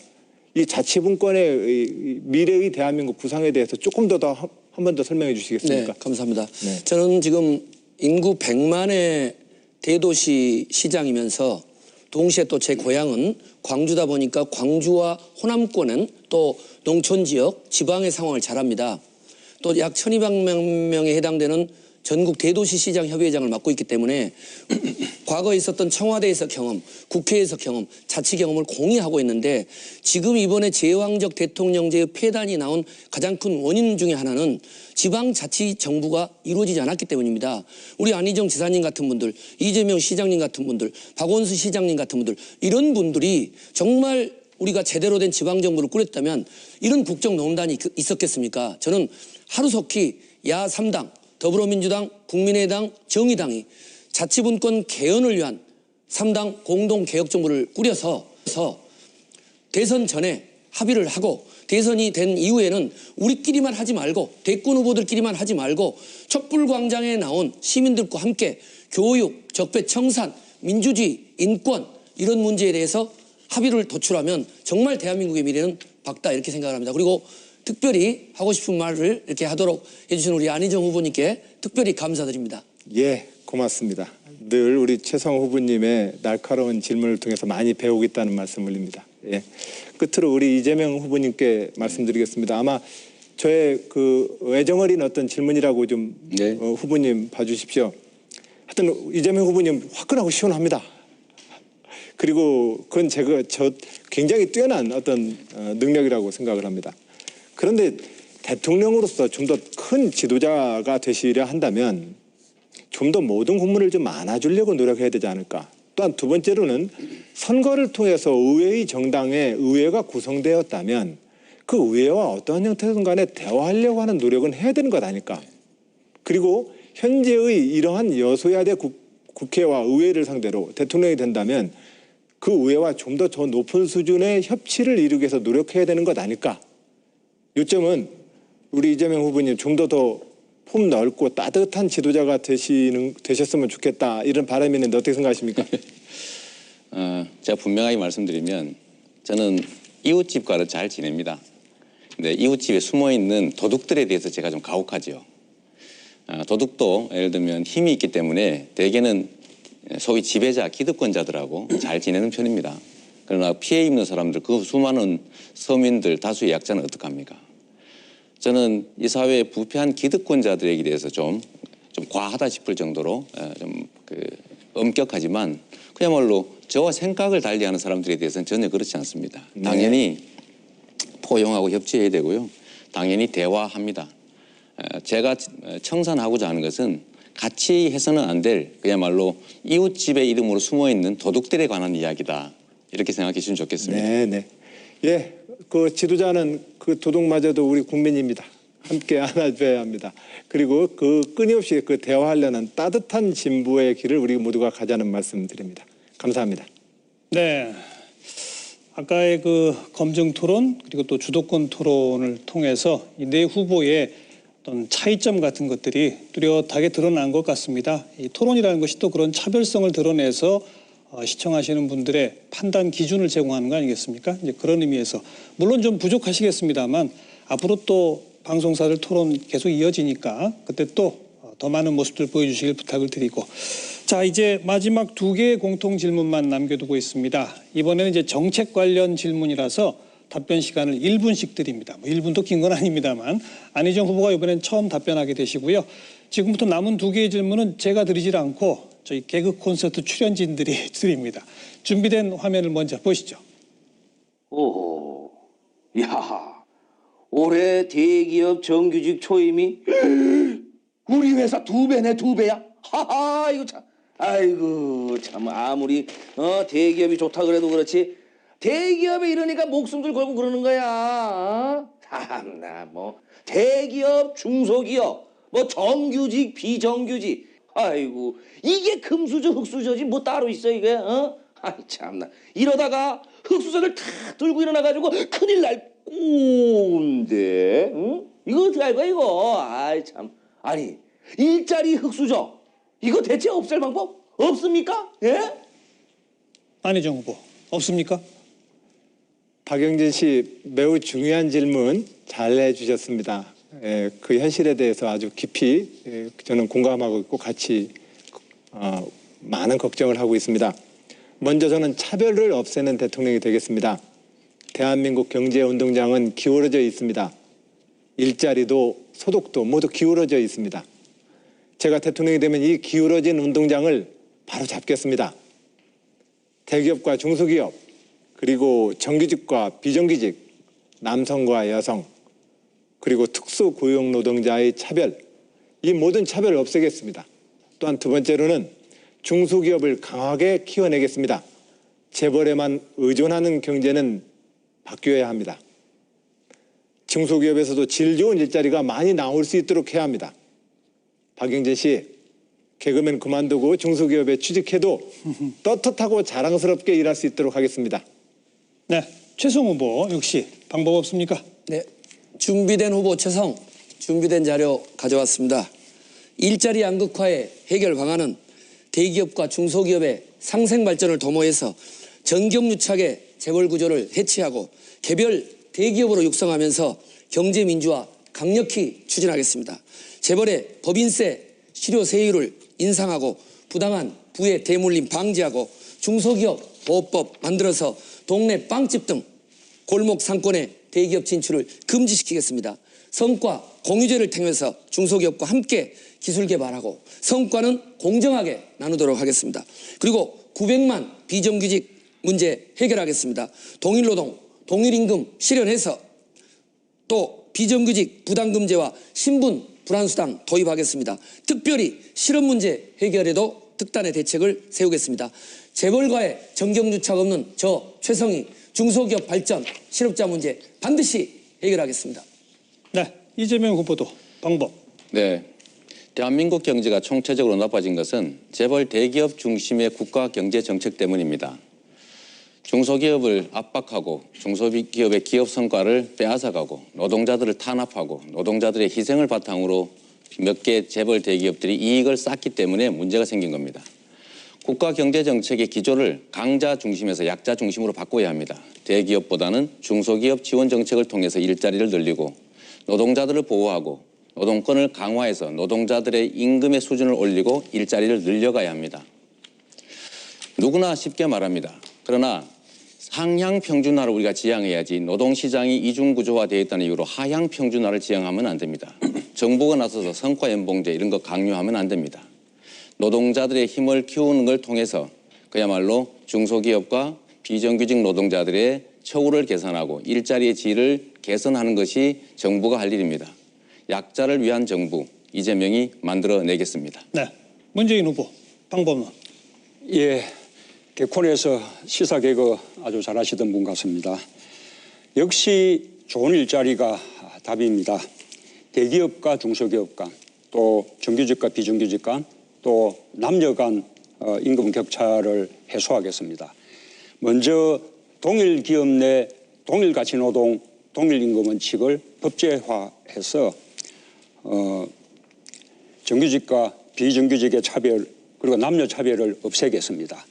범정부 차원의 얼주로위원회를 구성해서 중소기업에 대한 기술 탈취, 납품 단가 후려치기 같은 대기업의 갑질 형포를 근절하겠습니다. 공정한 경제 생태계를 만들어서 대기업의 이익이 중소기업으로 흘러가게 만들어서 중소기업 노동자들의 임금이 올라가도록 그렇게 만들겠습니다. 이와 함께 공정임금제를 도입해서 중소기업 노동자와 비정규직 노동자들의 임금을 대기업과 정규직의 80% 수준까지 네. 끌어올리겠습니다. 네. 이제 오늘의 마지막 공통 질문이고요. 역시 답변 시간은 1분. 이번엔 문재인 후보가 답변 처음 시작하시게 되고요. 역시 개콘 개그맨이 문제를 냈습니다. 함께 보시죠. 명동에서 화장품 가게 한 지 10년이 다 돼가는데 매출이 최악이에요, 최악. 니하오, 시시, 중국어 과외 교습한 것도 말짱 도루묵입니다. 사드 보복이다 뭐다 중국 손님들 발길이 뚝 끊겨가지고 아우 나 어떡하면 좋아 정말. 이러다가 자영업자들 죽어난다니까요. 대책 좀 마련을 해주세요. 네? 네, 사드 여파의 대책. 예, 뭐 집에서 연변 여성 역할을 많이 하셨는데 역시 중국과 관계에 관심이 많은 것 같습니다. 사드 배치 문제는 정말 이 정부가 잘못했습니다. 공개적으로 공론화 과정 거치지 않고 대외적으로도 외교적인 설득 노력 없이 졸속으로 결정하는 바람에 중국의 강력한 경제 보복 조치를 초래했습니다. 정부는 당초에 중국의 보복 조치가 없을 것이라고 안이하게 낙관했습니다. 그런데 이제 중국의 강도 높은 이런 경제 보복 조치를 취하고 나선 이상 정부는 팔을 걷어붙이고 나서야 합니다. 중국에 대해서 항의할 것은 항의하고 또 중국을 설득하는 외교적 노력도 해야 한다고 생각합니다.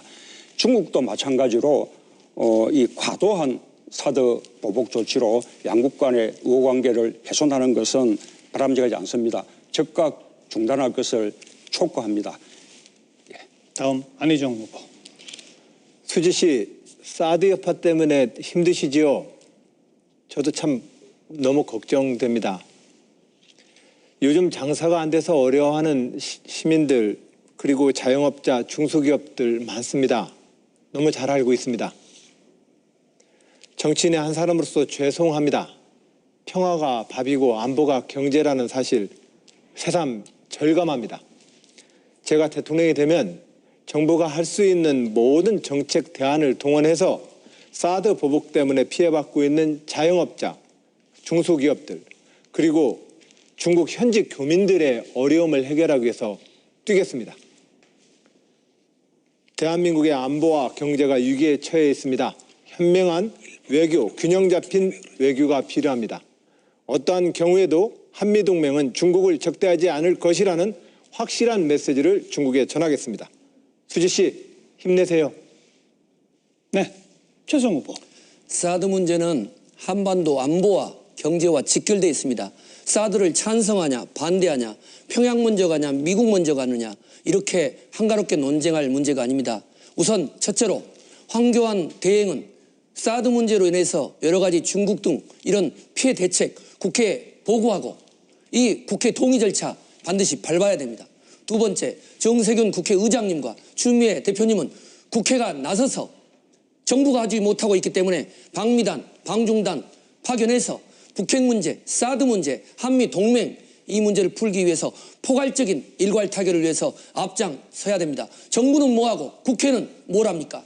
저 최성은 이번에 만약에 제가 대통령이 된다면 김대중 대통령식의 포괄적 일괄 타결 해법으로 북핵 사드 문제 해결하겠습니다. 그리고 위안부 특별법, 사드 이런 문제 무능한 외교부 반드시 책임 물을 겁니다. 이재명 후보. 네, 사드가 국가 안보에 도움이 된다면 제가 왜 반대하겠습니까? 사드는 대한민국 안보에 도움이 안 될 뿐만 아니라 그야말로 중국으로부터는 경제 보복을, 미국과의 관계는 굴욕적 종속 관계로, 일본과의 관계까지 비정상적 관계로 만드는 그야말로 도움이 되지 않는, 안보에도 아무런 도움이 되지 않는 정책입니다. 사드 때문에 경제가 너무 어려워지고 있습니다. 잘못되었을 때는 정상으로 되돌아가야 합니다. 힘들다고 포기할 게 아닙니다. 힘들지만 필요한 일을 하기 위해서 우리가 국가 지도자를 뽑습니다. 국가 지도자는 목숨을 걸고라도 잘못된 정책은 고칠 수 있어야 합니다. 국익 중심의 자주적 균형 외교, 이 원칙을 반드시 지켜야 합니다. 이 원칙을 지키지 못해서 생기는 사드 문제는 원칙으로 되돌아가서 반드시 미국으로 하여금 철회하게 해야 됩니다. 일부 설치했다고 하더라도 집권하면 반드시 이걸 원상복구시켜서 우리 국민이 겪는 어려움들을 해소하도록 하겠습니다. 네, 수고하셨습니다. 이제 모든 준비된 질문 또 상호 토론 시간이 끝났고요. 마무리 지지 호소하실 시간 원래 1분 30초 드리려고 했는데 줄어들었습니다. 1분 이내로 이재명 후보부터 시작하셔야 돼요. 네. 1분씩 마지막 지지 호소입니다. 국민 여러분, 공정한 나라를 바라시지요. 공정한 나라를 만들겠다고 모든 정치인이 노력하지만 말로만 할 뿐 실제 하지 못합니다. 저 이재명은 평생 공정한 나라를 만들기 위해서 치열하게 싸워왔습니다. 아까 최성 후보가 말한 그 전과들도 공정한 나라를 만들기 위한 과정에서 만들어진 상처입니다. 모두가 공정한 기회를 누리는 그야말로 정의로운 나라, 이런 나라는 아무나 만들 수 있는 것이 아닙니다. 주변에 기득권 세력이 많이 모이면 결국 기득권자를 위해서 일할 수밖에 없습니다. 청산되어야 될 구태 기득권 세력과 손잡으면 결국 그들의 편을 들 수밖에 없습니다. 오로지 국민의 편에 서서 공정한 나라를 만들고 모든 사람들이 공정한 기회를 누리는 나라, 이재명이 만들 수 있습니다. 이재명에게 세력이 없어서 걱정이십니까? 제가 민주당의 후보가 되면 민주당의 거대한 세력이 이재명의 세력이 됩니다. 걱정하지 마십시오. 이재명을 믿어주십시오. 네. 문재인 후보. 예, 우리 당 후보들은 자랑스러운 하나의 팀입니다. 함께할 때 우리는 강하고 또 함께하면 반드시 정권 교체 해낼 수 있습니다. 우리부터 하나가 되겠습니다. 이번 대선은 인수위 기간 없이 곧바로 대통령 직무를 시작해야 합니다.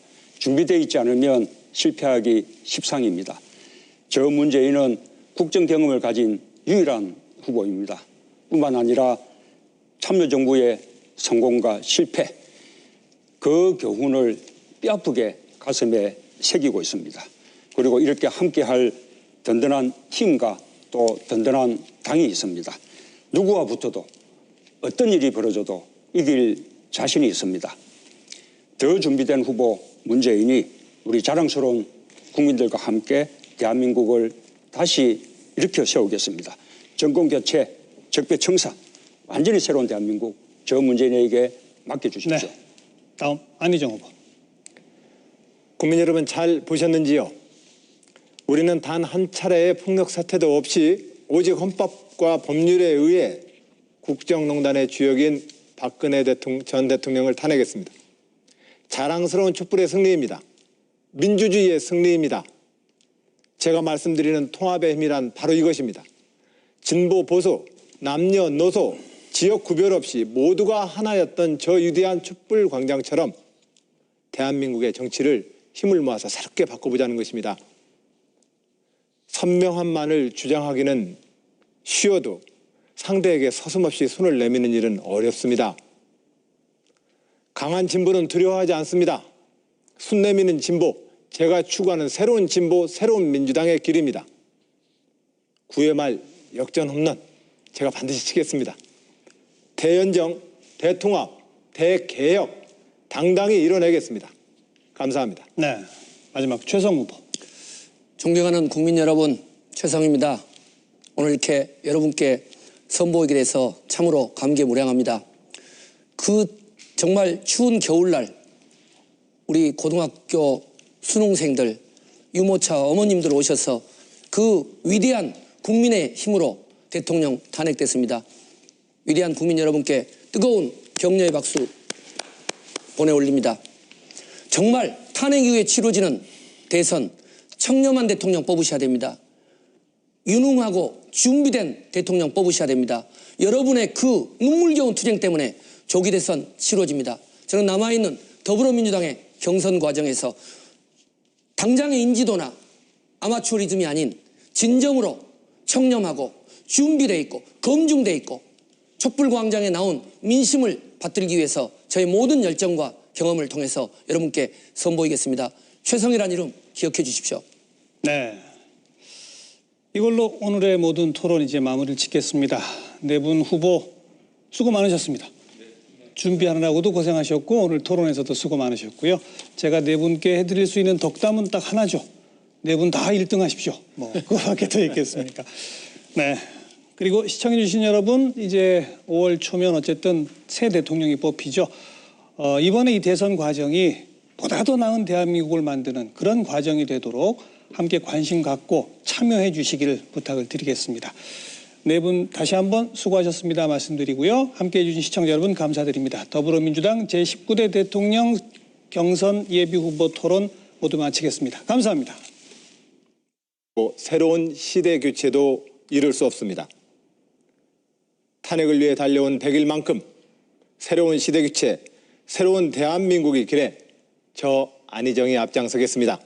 정권 교체 그 이상의 가치 안희정입니다. 네, 네 분 후보의 동영상 비교해보는 것도 참 흥미로운 그런 비교가 됐습니다. 자, 오늘은 공통 질문이 전후반부에 2개씩 준비가 돼 있고요. 그 중간에 이제 검증 토론, 또 주도권 토론 이런 것들이 있을 텐데 제가 그때그때 소개를 해드립니다. 이제 전반부 공통 질문부터 시작을 할게요. 말 그대로 제가 던지는 질문에 네 분 후보가 40초 이내로 답변하시면 되고 이번엔 안희정 후보가 첫 시작 순서입니다. 첫 번째 공통 질문. 박근혜 전 대통령에 대한 탄핵이 인용됐습니다만 여전히 헌재 결정에 불복하는 움직임이 계속되고 있습니다. 이와 같은 국론 분열과 갈등을 봉합하기 위해서 어떤 방안을 가지고 계십니까? 이 질문입니다. 안희정 후보 시작하시죠. 우선 박근혜 전 대통령님께 말씀드립니다. 헌재 결정이 곧 주권자인 국민의 명령입니다. 승복하십시오. 저는 국민통합을 이루기 위해 대연정을 주장했습니다. 대통령의 파면이라는 불행한 역사를 되풀이하지 않으려면 무엇을 해야 하겠습니까? 적폐를 청산하고 국가개혁을 완수해야 합니다. 그런데 개혁을 하려면 강력한 수단이 있어야 합니다. 국회에서 개혁 입법을 처리할 때마다 촛불을 들어달라고 할 수는 없지 않겠습니까? 대연정만이 국민 통합과 국가개혁의 유일한 수단입니다. 네, 다음 최성 후보. 첫째, 대통령부터 정치인부터 국민 통합을 위해서 모범을 보여야 됩니다. 정치권이 대선 후보가 분열을 조장하는데 어떤 국민이 따라오겠습니까? 둘째, 대통합 없이 국가 발전 없습니다. 하지만 당장의 대권력 때문에 원칙 없이 박근혜 국정농단 세력과의 연립청구를 추진하는 것은 진정한 통합이 아니어서 반대합니다. 야 3당과 공동 개혁정부를 구성해서 개혁적 통합을 추진하겠습니다. 청와대 있을 때나 국회 있을 때나 재선 고양시장으로 있는 동안 항상 보수와 함께 초당적 행보를 해온 최성희 대통합의 시대를 일궈내겠습니다. 이재명 후보. 통합과 봉합은 다릅니다. 국가는 통합되는 것이 맞습니다. 그러나 그 통합이라고 하는 것은 공정한 경쟁 질서 속에서 모든 사람이 공정한 기회를 누리고 함께 살아갈 수 있을 때 진정으로 통합되는 것입니다. 범죄자들과 함께 살 수는 없습니다. 도둑대를 이웃으로 두고 어떻게 통합합니까? 지금은 도둑대 두목 한 명이 잡힌 정도에 불과합니다. 우리가 건강한 삶을 살기 위해서는 암이 걸리면 수술해야 합니다. 고통스럽더라도 암과 동거할 수는 없는 것입니다. 통합의 이름으로 지금까지 수없이 많은 범죄자들을 용서해 왔습니다. 그게 우리의 진정한 통합을 가로막았습니다. 청산이고 통합입니다. 문재인 후보. 저는 정치인들끼리 모이는 것이 통합이라고 생각하지 않습니다. 국민을 편가르지 않는 나라, 어떤 국민은 혜택받고 어떤 국민은 배제되고 어떤 지역은 잘 나가고 어떤 지역은 차별받는 일 없는 공정하고 정의로운 세상이 되면 그것이 바로 국민통합입니다. 대기업과 중소기업 차별 없고 비정규직과 정규직 차별 없고 남녀 차별 없는 것이 바로 국민통합입니다. 평화로운 광장의 힘이 통합의 힘입니다. 대통령이 국민과 소통하고 함께 할 때 국민통합이 이루어질 것입니다. 네. 자, 두 번째 공통질문 바로 들어가겠습니다. 이 새로운 국가 리더십에 대한 국민의 갈망이 참 많습니다. 여론조사 등등을 통해서 저희가 4가지 키워드를 꼽아봤는데요. 이번에 이제 문재인 후보부터 시작인데요. 4가지 키워드 중에 나는 뭐 이거 다 잘하겠다는 안 됩니다. 하나만 꼽으신다면 뭘 꼽겠는지 먼저 답변해 주시고 그 이유를 40초 동안 설명하시면 돼요. 문재인 후보는 공정과 청렴, 경제, 안보, 소통과 통합 이 4가지 중에서 뭘 꼽으시겠습니까? 저는 경제 민생 선택하겠습니다. 경제 대통령 40초입니다. 예, 저는 무엇보다 경제와 민생 문제를 해결할 수 있는 더 준비된 후보입니다. 우리나라는 상위 10%가 전체 소득의 50%를 가져가고 하위 90%가 나머지 절반을 나누어 가지는 구조입니다. 그러니 대다수 중산층과 서민들은 살기가 힘들고 경제도 더 이상 성장하지 않게 되었습니다. 민생을 살려서 내수를 살려야만 우리 경제가 살아날 수 있습니다. 그러려면 우리 경제를 더 공정하고 더 평등하게 만들어야 합니다. 그 근본은 역시 일자리입니다. 저는 일자리 문제를 해결하는 일자리 대통령이 되겠습니다. 네. 다음은 안희정 후보 4가지 중에 키워드는 저는 소통과 통합을 선택하겠습니다. 통합 대통령 40초입니다. 저는 소통과 통합을 가장 잘할 후보입니다. 이제 새로운 대한민국을 향해 진보와 보수의 대립, 뺄셈의 정치를 극복합시다. 낡은 진영 논리를 뛰어넘어 국민을 단결시킵시다. 저는 충청남도 도정에서 여소야대를 극복하고 이미 통합의 정치를 성공시켰습니다. 소통과 통합의 정치로 도정 지지율 전국 1위를 달리고 있습니다. 여론조사마다 가장 높은 호감도와 안정감을 얻고 있습니다. 저 안희정, 소통과 통합의 리더십으로 5천만의 대통령이 되겠습니다. 네. 최성 후보는 키워드가 안보 택하겠습니다. 안보 대통령 40초입니다. 안보 문제는 국가 위기관리 경험이 있는 전문가가 해결할 수 있습니다. 초보 운전자나 인기성 발언만을 남발하는 아마추어는 큰일 납니다. 외교 안보는 국내 정치와 다릅니다.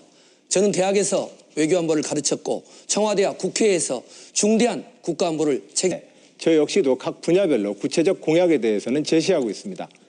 다만 그 공약이 선거 때 선심성, 시혜성 공약으로 국민들에게 다가가는 것에 대해서는 소신과 철학으로 제가 말씀을 올린다는 저의 정치적 소신입니다. 네. 검증 토론 마지막 최성 후보가 검증 대상이고요. 이재명 후보부터 질문 시작하시죠. 네, 저는 기본소득 43조 원을 국민들에게 지역화폐 형태로 지급을 하게 되면 해당 지역에 반드시 써야 되고 또 지역 자영업자들의 매출이 늘어나고 격차도 해소되고 그게 경제 성장에 도움이 된다라고 저는 판단합니다. 이 지역화폐를 이용한 복지 지출에 대한 의견을 한번 여쭙고 싶은데 혹시 고양시에도 혹시 이런 게 있는지 저는 뭐 최성 후보님은 정책이나 이런 걸 좀 잘 발견하기 어려워서 이렇게 물어봅니다. 네, 어떻든 기본소득을 통해서 지역경제 활성화를 위한 우리 후보님의 공약에 대해서는 높이 평가를 하고요. 그러나 수십조가 들어가는 예산을 투입해서 지역경제를 활성화하는 것도 좋지만 우리들의 지금 가계부채, 기업부채, 국가부채 수준을 보면 거의 1인당 1억이 넘는 이런 위기관리적 상황인데 우리가 어떤 기본수당, 청년수당을 주는 것도 좋지만 어떻게 하면 국가 경쟁력을 강화하고 똑같은 예산으로 재벌의 아들에게도 100만 원 주는 것이 아니라 고양시에서 추진하는 청년 스마트타운과 같은 그런 청년들의 근본 문제를 푸는 게 좋다 이렇게 보고 있습니다. 문재인 후보 질문입니다. 다음 정부의 최대의 과제는 역시 일자리라고 생각합니다. 근데 일자리 만들기는 역시 이제 중앙정부와 지방정부가 서로 협력해야 할 그런 사업인데요. 그런데 지역이 자체적으로 독자적으로 일자리를 창출하기는 참으로 어렵지 않습니까? 그래서 정부의 강력한 국가균형발전 정책을 필요하다 생각하고 참여정부 때는 그 방안으로 혁신도시를 만들었습니다. 우리 최성 시장님은 수도권의 단체장이신데 국가균형발전 정책에 대해서 어떻게 생각하시는지요? 네. 가장 중요한 것은 미국식 연방제 수준의 혁신적인 자치분권 개헌을 이룩하는 것이 중요하다고 봅니다. 수도권만의 문제가 아니라 지방의 이 기업 또 대학 경제는 심각합니다. 이 일자리 창출은 중앙정부에서 일방적으로 추진하는 것이 아니라 지방정부의 수장들이 지역에 있는 혁신 기업들과 함께 일자리 창출을 만들어내고 지금 하고자 하는 4차 산업혁명이라든가 청년, 어르신 일자리도 중앙에서 이런 어떤 집권적인 형태가 아니라 자치정부의 획기적인 방향, 미국식 연방제 수준의 지방분권 개헌, 그것이 답이라고 봅니다. 네, 생방송으로 진행되고 있는 더불어민주당 대선 경선 후보 토론회 열띤 토론 이어가고 있고요. 단문 단답으로 한 후보에게 세 분의 후보가 검증 질의 응답을 듣는 검증 토론을 마무리 지었습니다. 조금 아까 표현한 것처럼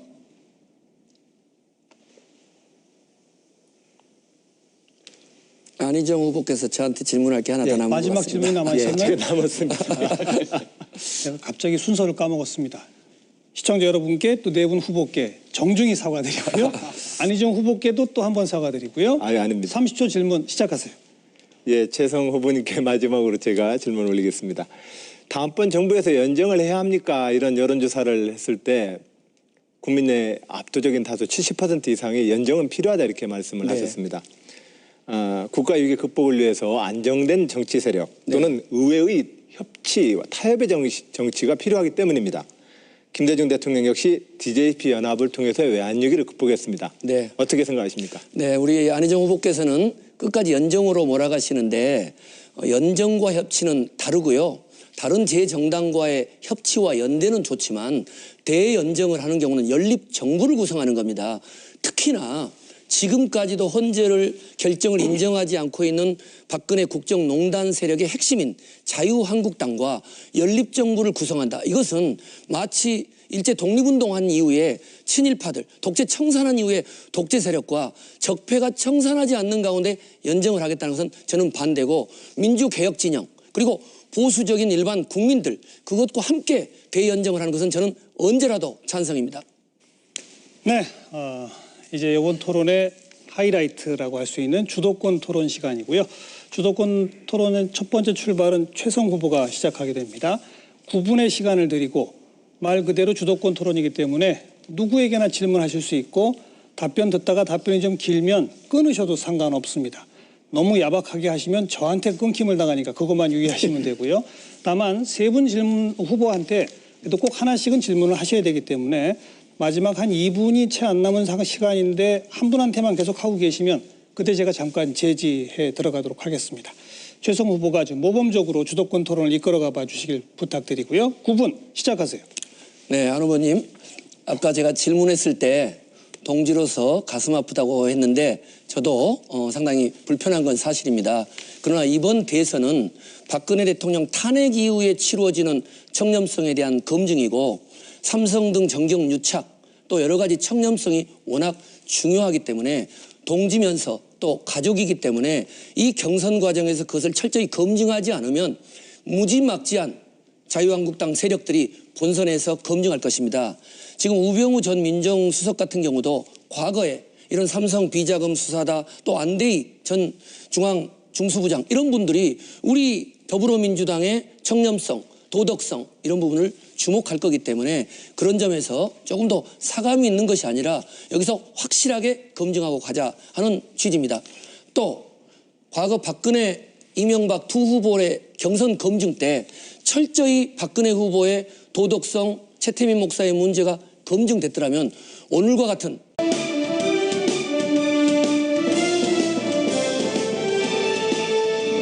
여러분 안녕하십니까? 정관용입니다. 아직 대선 일자가 확정되지는 않았습니다만 2달이 채 남지 않았습니다. 오늘 원내 1당이고요. 현재 정당 지지도 조사에서 수위를 달리고 있는 더불어민주당의 4분 경선 후보를 모시고 토론회를 펼치도록 하겠습니다. 지금부터 90분 동안의 토론회를 지켜보시고 과연 누가 더불어민주당의 후보로 가장 적합한지 여러분의 판단에 도움이 되기를 기대해 보겠습니다. 오늘 토론회는 더불어민주당이 주관하고 KBS가 주간 방송사로 중계하며 MBC, SBS, OBS, YTN이 공동으로 방송하고 있습니다.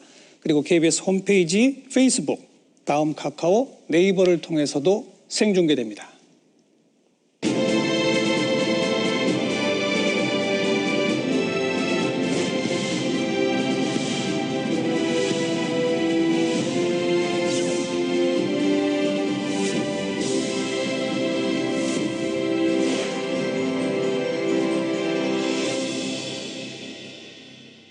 지금 제 앞에 4분의 후보 앉아 계신데 지상파를 포함한 TV 토론은 오늘이 처음이시죠?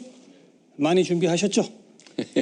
최선을 다해서 실력을 다 발휘해 주시길 부탁을 드리고요. 4분의 좌석 배치 그리고 발언 순서 등등은 이 사전에 추첨 등을 통해서 다 결정됐다는 거 여러분 알고 계시죠? 자, 첫 순서는 출마의 변입니다. 저희가 특별히 4분 후보에게 본인을 소개하는 30초짜리 영상을 직접 좀 만들어 오시라 이렇게 부탁을 드렸어요. 그 영상이 끝나면 이어서 40초에 자기의 출마의 변, 내가 왜 후보가 되어야 하는지를 말씀해 주시면 됩니다. 최성 후보부터 시작이에요. 출발하시죠. 김대중 정부 청와대 행정관으로 남북 정상회담을 성사시키고 IMF 외환위기 극복의 주역인 저 최성, 북핵, 사드, 중국의 압박, 위기에 대한민국 호를 구조하겠습니다. 청와대, 국회의원, 재선, 고향시장으로 청렴하고 풍부한 국정 경험을 지닌 저 최성, 대한민국을 대대조시키겠습니다. 최성 기억해 주십시오. 최성입니다. 대통령이 탄핵된 가장 큰 이유는 삼성 등 재벌과의 불법적인 정경유착 때문입니다. 또 측근 비리 등 대통령의 청렴성 문제입니다.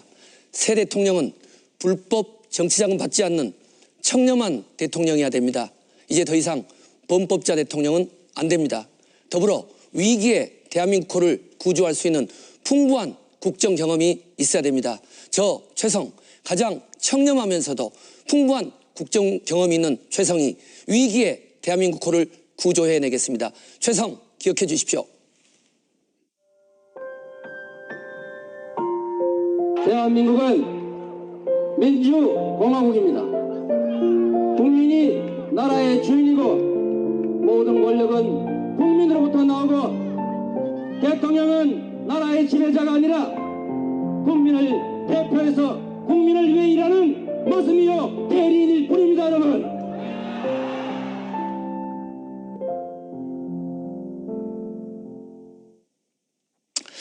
네, 국민 여러분, 찬겨울에 대통령 탄핵을 위해서 정말 애쓰셨습니다.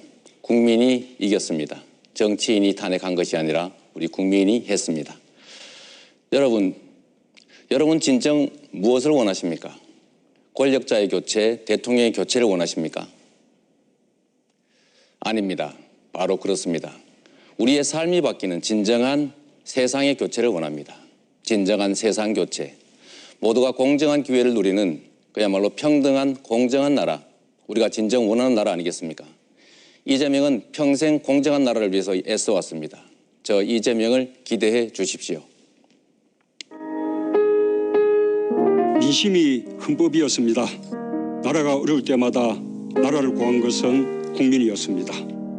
대통령은 부끄러워서나 국민은 위대했습니다. 정권은 짧고 국민은 영원합니다. 이제 서로의 차이를 넘어 힘을 모을 때입니다. 정의롭고 공정한 나라, 더 강한 나라 만들겠습니다. 예, 우리 국민들 참 대단합니다. 정말 자랑스럽습니다. 하지만 아직은 절반의 승리입니다. 촛불 민심은 대통령 한 사람 물러나는 것으로 끝나는 것이 아닙니다. 정의롭고 공정한 나라, 상식이 통하는 세상, 더불어 사는 따뜻한 공동체, 이게 새로운 대한민국 아니겠습니까? 정권 교체로만 가능합니다. 저 문재인이 자랑스러운 국민들과 함께 만들어 나가겠습니다. 저 문재인은 준비되어 있습니다. 감사합니다.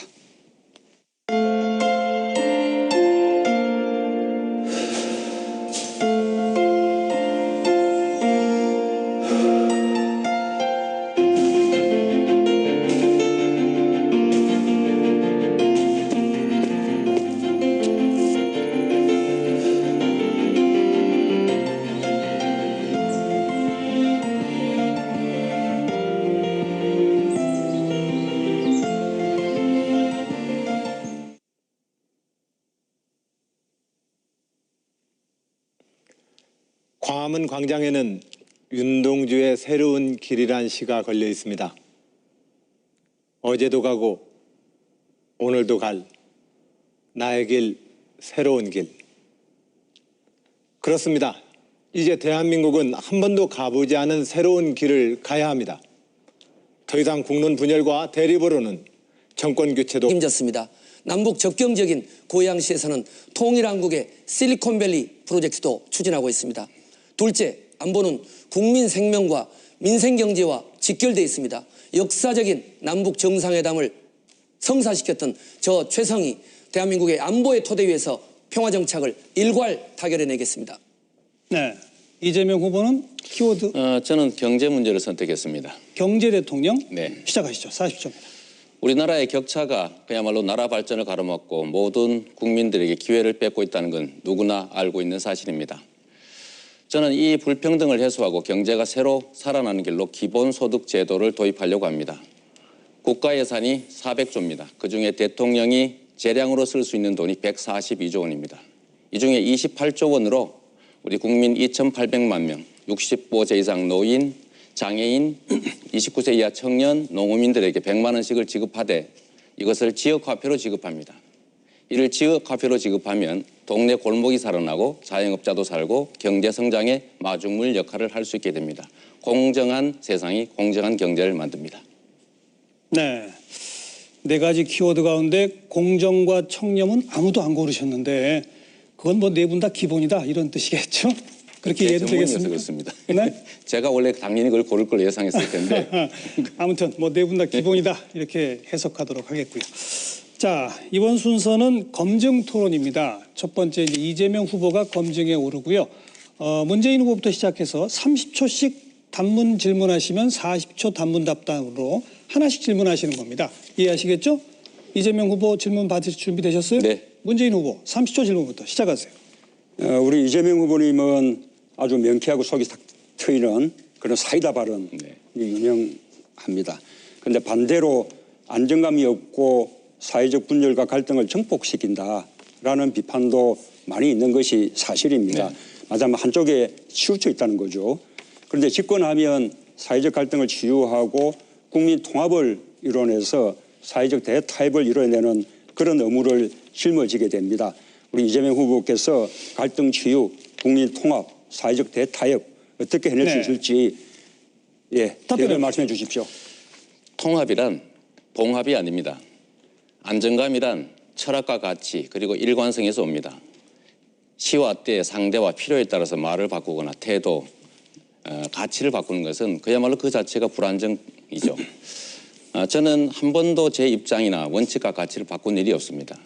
이 사회의 진정한 통합과 안정도 부패와 기득권 세력을 청산해냄으로써 모든 사람이 공정한 기회를 누리는 정상적인 사회, 상식적인 사회가 됨으로써 비로소 안정되고 통합됩니다. 후보의 안정성 말씀하신다면 오히려 중대한 국가 문제에 대해서 입장이 시와 때에 따라 다른 것이 더 문제다 이렇게 생각합니다. 이번에는 안희정 후보가 질문하세요. 30초입니다. 예, 여기 계신 모든 후보가 적폐청산과 국가 대개혁을 강조하십니다. 이재명 후보님께 여쭙겠습니다. 실제 우리 지난 2월 국회에서도 우리가 바라는 많은 개혁 입법안들이 국회를 통과하지 못했습니다. 우리 중에 누가 대통령이 되더라도 이 의회에서 우리는 개혁 입법을 통과시켜야만 적폐도 청산할 수 있습니다. 이런 상황에서 의회와 개혁 입법 통과에 대한 어떤 보관이 계십니까? 답변하시죠. 적폐 세력들과 손을 잡고 그 적폐를 청산할 제도를 만들어내겠다라고 하는 것 자체가 자가당착이라고 생각합니다. 어떻게 우리 사회의 이 부패와 기득권 세력을 청산하는 과제를 그 부패와 기득권을 이용하고 있는 적폐 세력들과 손을 잡고 청산할 수 있겠습니까? 그래서 최선을 다하되 이것은 그 적폐 세력들과 손을 잡아서가 아니라 국민들과 손을 잡고 그야말로 정면 돌파해내야 됩니다. 그리고 특히 야권 연합 정권이 그래서 중요합니다. 지금 적폐 청산 세력들과 손을 잡아서 해결할 수 있는 것이 아니라 오히려 야권 연합 정권을 만들어내므로써 비로소 개혁 동력을 만들어낼 수 있다 이렇게 생각합니다. 최성 후보 질문. 박근혜 대통령 탄핵 이후에 차기 대통령의 청렴성은 매우 중요해졌습니다. 이재명 후보께서는 본인의 페이스북에 자신은 음주운전, 무고 및 공무원 자격 사칭, 특수공무 집행 방해, 선거법 위반죄 등 전과 3범이 아니라 전과 4범이다 이렇게 밝히면서 부끄럽지 않는 내 전과를 공개합니다라고 해명하셨는데 이렇게 특별한 이유가 있으십니까? 젊은 시절에 음주운전은 제 잘못이고 이 자리를 빌어서 사과드립니다. 충분히 제재도 받았고 뉘우칩니다. 그러나 나머지 2개의 전과는 제가 이 변호사로서 시민운동가로서 이 사회의 부정부패를 청산하기 위해서 희생적으로 싸우다 생긴 일입니다. 검사 사칭은 제가 한 게 아니라 방송국 PD가 사칭해서 전화하는 것을 제가 검사 이름을 알려줬다는 이유로 누명을 쓴 겁니다. 역시 시립의료원을 만들다가 제가 정치에 입문했는데 시립의료원 설립 조례가 날치기로 폐기되는 현장을 우리 주민들이 항의하던 것을 제가 공동대표이기 때문에 책임을 진 것입니다. 저는 제 개인을 희생해가면서 우리나라의 공정사회를 위해서 네. 부패 척결을 위해서 열심히 싸워왔던 징표로 좀 받아들여주시길 바랍니다. 아무래도 단문단답밖에 못해서 아쉬운 게 있으실 텐데 주도권 토론 시간이 있으니까요. 네네. 그때를 활용하시고. 이번에는 문재인 후보가 검증 대상에 오르시게 됐습니다. 첫 번째 질문은 안희정 후보입니다. 시작하세요. 예, 문재인 후보께서는 국가대개혁 적폐 청산의 수단으로 제가 주장한 대연정이 아닌 소연정을 말씀하셨습니다. 결국 보수 정당들과는 손을 연정을 할 수 없다는 것입니다. 그런데 그렇게 되면 국민의당이 남는데 국민의당은 또 문재인 후보와는 손을 안 잡겠다고 그러십니다. 적폐 청산 개혁 입법 어떤 보관이 있으십니까? 저는 기본적으로 적폐 청산과 사회 대개혁은 국민들의 힘으로 이루어진다고 생각합니다. 대통령이 다수의 국회의원들과 함께 해야만 개혁과 적폐 청산이 가능한 것이 아니라 국민들의 지지를 받고 동의를 받으면서 함께 나간다면 저는 야당들도 그에 대해서 저항하거나 반대할 수 없을 것이라고 생각합니다. 대연정은 소연정으로 다수파를 이룰 수 없을 때 하는 것이죠. 지금 우리 구조상으로는 야당들끼리만 함께 힘을 네. 모아도 충분히 다수당이 됐습니다. 될 수 있습니다. 최성 후보 질문. 문재인 후보께서 최근 영입한 전인범 특전사령관은 5.18 발포 명령자가 전두환 대통령이라고 생각지 않는다 해서 발언 파문으로 자진 사퇴했습니다. 고등학교 시절에 광주에서 5.18을 직접 경험한 제 입장에서는 도저히 이해할 수 없습니다. 또 최근에 측근들의 잇따른 말 실수가 이어지고 있습니다. 준비된 대통령을 표방하는 우리 문 후보님의 측근 관리, 인사검증 시스템에 큰 문제가 있는 거 아닙니까? 예, 그 전인문 장군 발언은 잘못됐다고 저도 지적했고 또 본인도 사과를 했습니다. 저는 저 자신이 5.18 때 구속되었던 사람이라 말씀을 드리고요. 5.18 정신 누구보다도 존중하고 계승하고 있다고 자부합니다. 우리가 모든 사람들이 다 완전할 수는 없습니다. 이런저런 약점들이 있습니다. 저 자신도 많은 약점을 가지고 있고요. 그러나 이런 분들이 또 함께 모여서 장점을 살려나간다면 그것이 우리 정권 교체의 밑거름이 되고 또 앞으로 또 우리 국정을 제대로 발전시켜 나갈 그런 인재풀이 될 수 있다고 생각합니다. 이재명 후보 질문. 저는 문재인 대표님, 문 후보님께서 복지 확대를 위해서 애쓰시고 또 필요하면 증세도 하겠다는 입장 내주셨는데 동감합니다. 그래서 제가 하나 궁금한 게 있었는데요. 우리 문 후보님께서는 5세까지 아동수당을 첫째는 10만 원, 둘째 20만 원, 셋째 30만 원을 지급하고 기초연금을 10만 원 올려드리고 대상자도 80%로 확대하겠다 이렇게 말씀하셨는데요. 그런 정책 발표를 하셨더라고요. 이 정책에 드는 재원이 얼마 정도 되는지, 그리고 또 한 가지는 좀 추가해서 물어보면 왜 법인세가 마지막 증세 수단이어야 하는지, 제일 먼저 해야 되는 거 아닌지 네. 한번 듣고 싶습니다. 지금 우리 이재명 후보님은 일정한 연령대의 모든 국민들 2,800만 명에게 1인당 100만 원씩, 그리고 또 전 국민에게 어린아이까지 또 1인당 30만 원씩 뭐 이렇게 이제 해서 총 44조 원을 쓰겠다는 것인데, 저는 기본소득 보장의 취지에는 공감하지만 그렇게 일률적으로 다 지급하는 것은 무리이고 계층별로 필요한 분들에게 복지를 늘려야 한다고 생각합니다. 그것이 아동수당이고 또 어르신들 기초연금을 인상하는 것이고 또 국민연금 소득 대체율을 높여 나가는 것이고 청년들에게 고용 촉진 수당 지급하는 것이라고 그렇게 생각을 합니다. 네. 결국은 답을 또 자, 못 들었습니다. 법인세 부분 답 못하셨죠? 이따 주도권 토론 네, 시간이 알겠습니다. 있으니까요. 지금 보니까 검증 토론은 일종의 잽을 던지는 시간이고 주도권 토론 시간이 번치를 교환하는 시간일 것 같아요. 이번엔 안희정 후보가 검증 대상이고요. 최성 후보부터 질문. 네, 오마이뉴스의 대선 주자 검증 기사를 보면 최종 판결문을 근거로 안희정 후보는 2002년 대선 당시에 삼성 등으로부터 총 52억 원의 불법 정치자금을 수수했고 이 돈을 개인 아파트 구입과 총선 출마 여론조사 비용 등으로 3억 6천만 원을 이용했다고 보도했습니다. 지금까지 안 후보는 당을 위한 희생이다, 개인적인 이용이 없었다라고 수차 말씀하셨는데 진실은 무엇인가요? 예, 같은 당 동지한테 그런 방식으로 질문을 받을 줄은 몰랐습니다. 예, 일부의 그 자금에 있어서 유용의 사실에 대해서는 제가 사과 말씀을 올렸습니다. 그리고 또 대선 이후에 제가 지역구 활동을 하기 위해서 받았던 개인의 정치 자금의 일부건 대선 자금과 별도의 문제입니다. 그 점에 대해서도 역시 저는 사과를 드렸고 책임을 졌습니다. 네, 마치시겠습니까? 이재명 후보 질문입니다. 네, 복지 확대는 경제 성장의 새로운 기초가 된다는 게 IMF 같은 국제금융기관의 권장 사항입니다. 저는 모든 국민에게 국토보유세를 15조 원 가량 걷어서 전 국민에게 30만 원 정도를 전액 되돌려주는 정책을 준비하고 있습니다. 이 정책에 대해서 우리 안희정 후보께서는 여전히 복지는 공짜나 또는 낭비 뭐 이런 쪽으로 생각하시는지 한번 의견을 묻고 싶습니다. 복지 정책에 대해서 저는 공짜밥이라고 이야기하지 않았습니다. 다만 이재명 후보님이 말씀하시는 기본소득제에 들어가는 43조 원이면 우리가 더 지금 시급하게 써야 될 많은 사회복지 영역이 있다. 장애인에 대한 급여율, 그리고 노인 빈곤에 대한 문제, 그리고 4대 보험에 대한 급여율의 향상, 그리고 보육 문제 등에 대해서 우리가 좀 더 돈을 사회복지적인 재정에 더 써야 된다는 저의 주장 말씀을 올렸던 것이지 기본소득제나 복지정책에 대해서 제가 간과하는 것은 아닙니다. 문재인 후보 질문입니다.